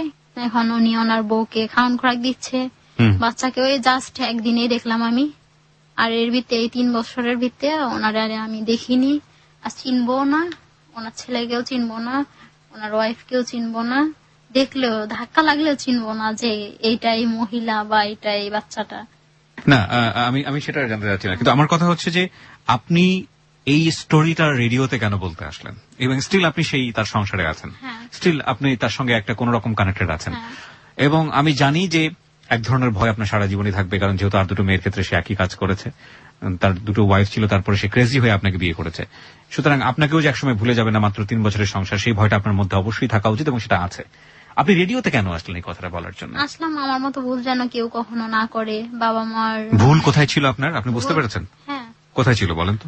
ভুল ছিল আমার যখন বাবা মাকে যখন আমার ওই যে ফিজিক্যাল রিলেশন হয় এটা যদি বলতাম, তাহলে আব্বু আম্মু হয়তো বা আমাকে এখান থেকে গাইবান্ধা নিয়ে যাইতো, তাহলে তো আর এমন কিছু হতো না। আবার যখন বিয়ে করলাম, এখানে আরেক ভুল, বাবা মাকে না বললাম, না বলে ভয় ভয় করে বিয়ে করলাম, ওদেরকে কিছুই ভাবলাম না। কারণ বাবা মা ছোট থেকে বড় করছে, এই বাবা মাকে গুরুত্ব দিলাম না। ভবিষ্যৎ কি স্বপ্ন দেখেন? ভবিষ্যতে এখন মনে করেন আমি যে কোনো ফ্যাক্টরিতে যদি কোনো জব নেই বা কোনো কাজ কোনোখানে কোনো জব নেই, তো উনি আমাকে সব করতে দেয় না, যে না মায়া তুমি এসব করলে তখন রঙিন দেখবা, সব দেখলে আবার কোথায় না কার সাথে চলে যাও, এসব বলে উনি আমাকে, আমি যদি তোমাকে খাওয়াইতে পারি পড়াইতে পারি, তোমার ভবিষ্যৎ আমি করে দিয়ে যাব, যে তুমি যেন অন্য কোনো কারোর কাছে তোমার হাত পাততে না হয়। আপনি আপনার সংসারে কখনো বলেন যে আপনার ওনার যে সেকেন্ড ওয়াইফ যেটা স্টিল আছে সম্পর্ক, তাকে ডিভোর্স দিয়ে দিতে? না, এসব বলি না, কারণ এসব বললে তো আমারই গুনাহ হবে। সব আমি বুঝি যে ওনাকে বললে আমারই গুনাহ হবে, কারণ উনি তো নিজেই দিতে চায়। আর আমার এখনো আমি ইয়াং বয়সী আছে, কারণ আমি যদি এখনো একজনের কাছ থেকে গিয়ে দাঁড়াই যে আপনার মনে হয় না মাঝে মাঝে ওনাকে ছেড়ে চলে যাই অন্য কোথাও সংসার করি? কখনো কখনো মনে হয়, যখন রাগ ওঠে মনের ভিতরে যে না আমি এখনই চলে যাব, সত্যি যখন ব্যাগ ট্যাগ গুছাই নেই বা রেডি হই তৈরি হই, তখন সত্যি পারি না যে ওনাকে ছেড়ে চলে যাব। আমি পারেন না শেষ পর্যন্ত? না, শেষ পর্যন্ত পারি না। সে যে এতগুলো হিপোক্রেসি করেছে, এতগুলো মিথ্যা বলে আপনাকে তার জীবনে নিয়ে এসছে, এটার জন্য আপনি তাকে মন থেকে ক্ষমা করতে পেরেছেন? মন থেকে ক্ষমা করতে পারিনি এখনো, কিন্তু তারপরেও বলি একটা মানুষ ভুল করছে, বুঝতে পারিনি হয়তো, বা এসব মনে মনে ভাবি বুঝতে পারিনি হয়তো এই ভুলটা করছে, বা ভালো লাগছে আমাকে তার, সে আমাকে পছন্দ করছিল বা অনেক ভালো লাগছিল, এজন্য হয়তো বা বিয়ে করছে। এত কিছু বুঝতে পারিনি, আমি যেমন বুঝতে পারিনি উনিও হয়তো বা এমন বুঝতে পারিনি যে এটা করলে এমন হবে। এখন উনিও পস্তায়, যেহেতু আমিও পস্তাই, আমি যেমন পস্তাই উনিও পস্তায় যে আমি কি করছি, এটা করা ঠিক হয়নি। এইসব এখন ওনার কাছেই আছে। দুজন মানুষ, বিবাহ একটা খুবই পবিত্র সম্পর্ক, এবং সেই সম্পর্কে যাবার আগে অবশ্যই খুব ভালোভাবে নিজেকে নিজে কোশ্চেন করে জাজ করে সিদ্ধান্ত নেওয়া উচিত। শুধু তাই না, বিয়ে শুধুমাত্র হার্টের সম্পর্ক না, অন্তরের সম্পর্ক না।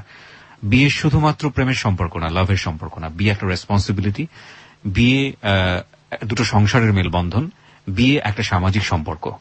এবং এই সম্পর্কের জায়গাটিতে শুধু হৃদয় অনেক শক্তিশালী হলেও অনেক সময় বাকি যে সম্পর্কের বিষয়গুলো চলে আসে, পরিবার, সমাজ, অর্থনৈতিক বিষয়, এগুলো অনেক সময় প্রকট আকার ধারণ করে হৃদয়ের সম্পর্কটাকে অনেক সময় মেরে ফেলতে পারে। সুতরাং বিয়ে সম্পর্কের জায়গাটিতে বাকি বিষয়গুলোর একটা ব্যালেন্স নিয়ে সম্পর্কে যাওয়াটা খুবই জরুরি, নইলে এটাকে সাস্টেন করাটা খুব ডিফিকাল্ট হয়ে যায়, সারা জীবনই দোটানার মধ্যে কাটাতে হয়। সুতরাং বিয়ের ব্যাপারে বিশেষ করে আমি মেয়েদেরকে বলবো, ছেলেরা অনেক বেশি খুব ন্যাচারালি এই জায়গাটাতে অনেক বেশি হিসেব করে সাধারণত, তবে মেয়েদের ক্ষেত্রে আমি বলবো যে অবশ্যই একটু চিন্তা ভাবনা করি এই জায়গাগুলোতে স্টেপ নেওয়া উচিত। আমি জানি গার্মেন্টসের অনেক অনেক কর্মীরা আছেন যারা রাত জেগে অনুষ্ঠানটি শোনেন, অসংখ্য শ্রোতা আছেন, বিশেষ করে আমাদের অনেক মেয়ে বন্ধুরা আছেন, বোনরা আছেন যারা এই অনুষ্ঠানটি শোনেন। তাদের জন্য আমি আজকের এই অনুষ্ঠান থেকে স্পেশাল রিকোয়েস্ট করতে চাই। ওর জীবনে খারাপ কিছু ঘটেনি, আমরা খারাপ কিছু ঘটেনি বলতে এটা বলতে চাচ্ছি যে চিটটা হয়েছে, কিন্তু ওর হাজবেন্ড ওকে লাভ করে এবং ও ওর হাজবেন্ডকে লাভ করে। সামহাউ এই একটা জায়গায় আমরা হয়তো একটা স্বস্তির নিঃশ্বাস ফেলতে পারি, কিন্তু ম্যাক্সিমাম ক্ষেত্রে আমরা এই ধরনের সম্পর্কের ক্ষেত্রে ভালো রেজাল্ট আমরা দেখি না। সুতরাং আপনাদেরকে বলবো যে বুঝে শুনে পা বাড়াবেন, কারণ একটা কথাই আছে, দুষ্ট গরুর চেয়ে শূন্য গোয়াল ভালো। হ্যাঁ, বিয়ে সমাজের এবং বেঁচে থাকার জন্য অবশ্যই প্রয়োজনীয়, কিন্তু সেই বিয়েটা যেন নিজের জীবনটাকে স্ম্যাশ না করে দেয়, এই বিষয়ে খেয়াল রাখাটা খুবই জরুরি। আজকের মতো এখানেই শেষ করছি।